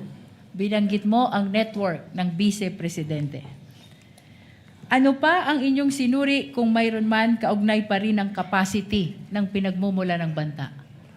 Alam po natin, at kanina nabanggit ko na yung pagiging kasama sa pagtatatag ng Davao Death Squad. At alam naman natin kung ano ang kakayahan ng Davao Death Squad na pumatay ng mga tao through AJK. Ibig sabihin po, pag ating itong ibinilang, kasama po ito sa kapasidad ng ating Vice Presidente na maisagawa po ang kanyang plano. At bukod sa inyong pagsusuri dito sa Davao Death Squad, ano pa, kung mayroon man, ang inyong sinuri, kaugnay pa rin ng capacity ng nagbanta? It is also public record, nakikita naman natin po sa mga balita ng mga Duterte, maraming pag-aari ng mga baril, at alam din naman po natin na they are well connected financially para matustusan o may sagawa ang kanya pong plano na pagpatay po sa Pangulong Duterte. Bukod Pangulo sa ng binanggit Pilipinas. mong pag-aaring baril at financial connections, Mr. Witness, ano pa, kung mayroon pa, ang iyong sinuri, kaugnay pa rin ng capacity ng nagbanta? Karugtong po rito yung Vice Presidential Security Group, yung BPSG na tinatawag natin, na alam natin na sa ngayon ay napakarami pong miyembro na isang tawag lang ng ating Vice Presidente ay nandiyan dyan para tubugon po sa kanya pong mga instructions. Mr. Witness, puntahan natin ang panglima ninyong batayan. Motive or intention. Ano ang inyong mga sinuri kung mayroon man, kaugnay ng motive at intention ng nagbanta? Unang-una po, at nasasad naman ito sa ating pong batas, sa ating konstitusyon, na kung ang Pangulo ng Pilipinas ay mawawala, mamamatay, ang susunod po na uupo by succession ay ang Vice Presidente. So pumapasok po ito sa motibo at sa intensyon. Bukod sa ang Vice Presidente, ang papalit kung mawawala ang Presidente, ano pa ang inyong sinuri kung mayroon man, kaugnay pa rin ang motive at intention ng nagbanta? Dito na po namin sinundan yung tinatawag namin na sunod-sunod at magkakaugnay na pattern na nangyayari.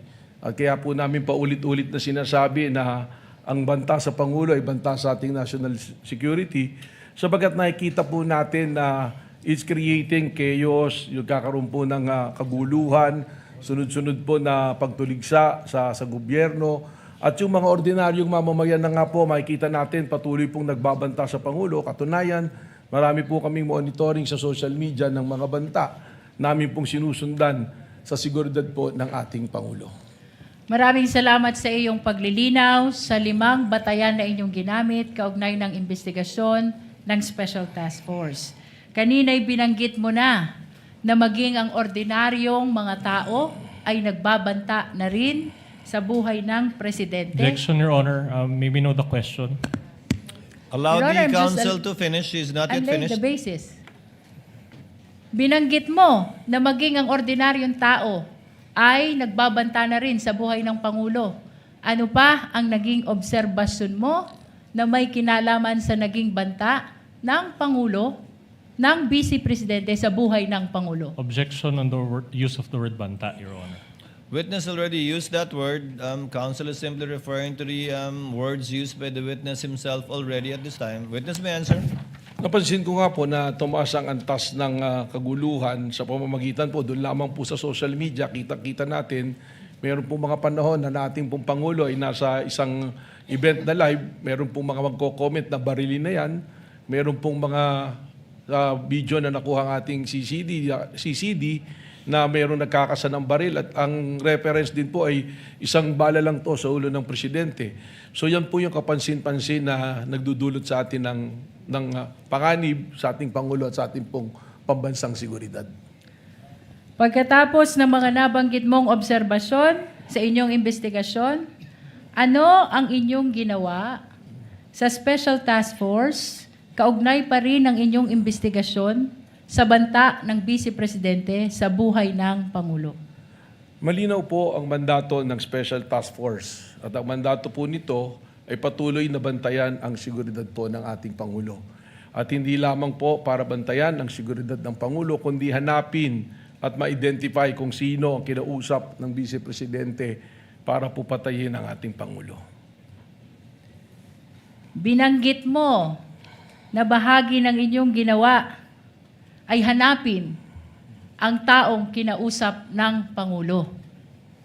Ano ang inyong napag-alaman, kung mayroon man, kaugnay ng tao na kinausap ng Vice Presidente upang patayin ang Pangulo, ang First Lady at ang former Speaker?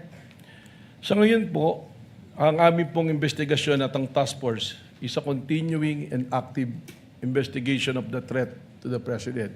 Meron po tayong mga leads natin pong sinusundan at katunayan, we already have established persons of interest na maaaring makapagturo o tumukoy dun sa taong kinausap ng ating Vice Presidente o maaaring isa rito sa tinatawag nating persons of interest ang siyang talagang nakausap ng Vice Presidente.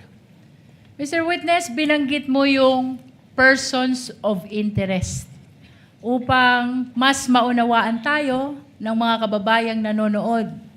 Ano ang ibig sabihin mo ng persons of interest? Ang ibig sabihin po nito, itong mga taong ito ay maaaring magbigay linaw o makapagturo sa identity ng taong kinausap o sa pangyayari ng pag-uusap o yun nga po, maaaring sila mismo ang nandoon o sila mismo ang kinausap. Kaya po ito tinatawag na persons of interest. Hindi po nangangahulugan na sila na mismo ang kinausap gaya ng aking pong sinabi. Kaugnay pa rin ang binanggit mo na mayroon ng persons of interest. Mr. Witness, ano ang pagkakakilanlan ng mga persons of interest na tinukoy mo? Respectfully, Mr. Presiding Officer, kinalulungkot ko po pero sa aking pong katatayuan bilang NBI Director, hindi ko po maaaring isiwalat ang pagkakakilanlan o pagkatao ng ating mga persons of interest na ito sapagkat gaya ng aking sinabi, this is a continuing and an open investigation po sa nangyari po na pagkontrata sa pagpatay sa ating Pangulo. Mr. Witness, matagal nang iniintay ng sambayanan kung sino ang taong kinausap ng Vice Presidente.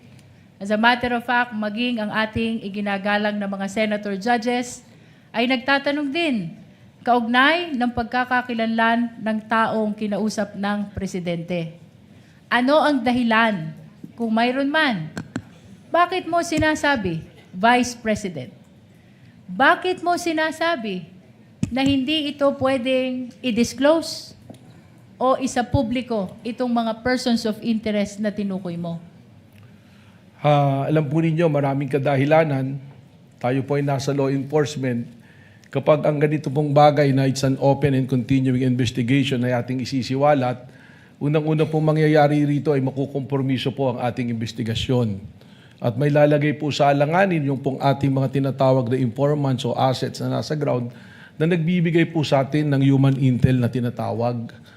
At kasama na rin po rito na yung pong aming capability to have successful operation ay makompromiso sapagkat maaaring hindi na po kami pagtiwalaan ng aming pong mga pinanggagalingan na source.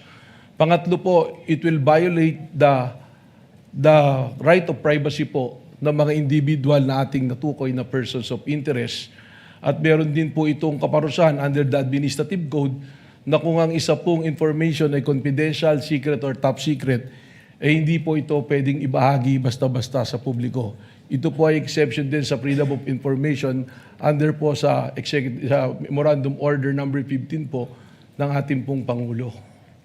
Mr. Witness, binanggit mo ang maraming dahilan kung bakit hindi mo pwedeng i-disclose itong pagkakakilanlan ng mga persons of interest. Baguhin ko yung tanong, anong pagkakataon kung meron man na maaari mong ibahagi sa impeachment court na ito ang mga persons of interest na tinutukoy mo? Alam po ninyo, kahit dumating yung punto na matukoy na natin kung sino ang kinausap, we have the right to protect yung pong aming mga informants. Sapagkat ang pinoproteksyonan din po namin dito ay ang institusyon ng NBI. Subalit ito po ay patuloy na pagsusuri at report na tuloy na ginagawa po ng National Bureau of Investigation. Katunayan po, nandirito po sa akin yung mga report ng task force, tag as confidential, kaya pagpamanin po ninyo na talagang hindi ko po ito pwedeng ibahagi na pagpapubliko. Ano Your Honor, yung please. mga... Council correspondent is recognized. Your Honor, considering already the length of time, can we just ask for a 5-minute recess, Your Honor? Actually, I'm about to do so as soon as the counsel for the lead counsel winds Your Honor, up. I'm about to conclude. As soon as the direct examination is concluded, the chair will declare a recess before we proceed with your cross. Would that be okay, counsel? Okay, Your Honor. Counsel may proceed. Witness may answer. Mr. Witness, ano yung mga papel na ipinapakita mo kanina? Ito po yung patuloy na pag-uulat, mga minutes ng meeting at mga intel report po na nasagap, kaugnay po sa ating isyong pinag-uusapan. Kaugnay ng mga persons of interest na hindi mo pwedeng isiwalat, iyan ba ay bahagi ng mga papel na iyong ipinapakita? Kasama na po ito. Mr. Witness, I'm about to conclude. Ano ang nalabag ng Vice Presidente kung mayroon man? Objection, Your Honor. Kaugnay ng banta niya sa buhay ng Presidente. Your Objection. Honor, this is still part of the investigation. I will have to sustain the objection. It would call for a conclusion of law, and as admitted by the witness himself, the investigation is ongoing unless he has concluded it already. Kindly rephrase, counsel. I have no further question, Your Honor. If there are no further questions, given that it is 4:03 and given that it's been 2 hours already, as agreed, Chair will declare a 15-minute recess. We shall resume at 4:18 for the cross-examination of the counsel for respondent.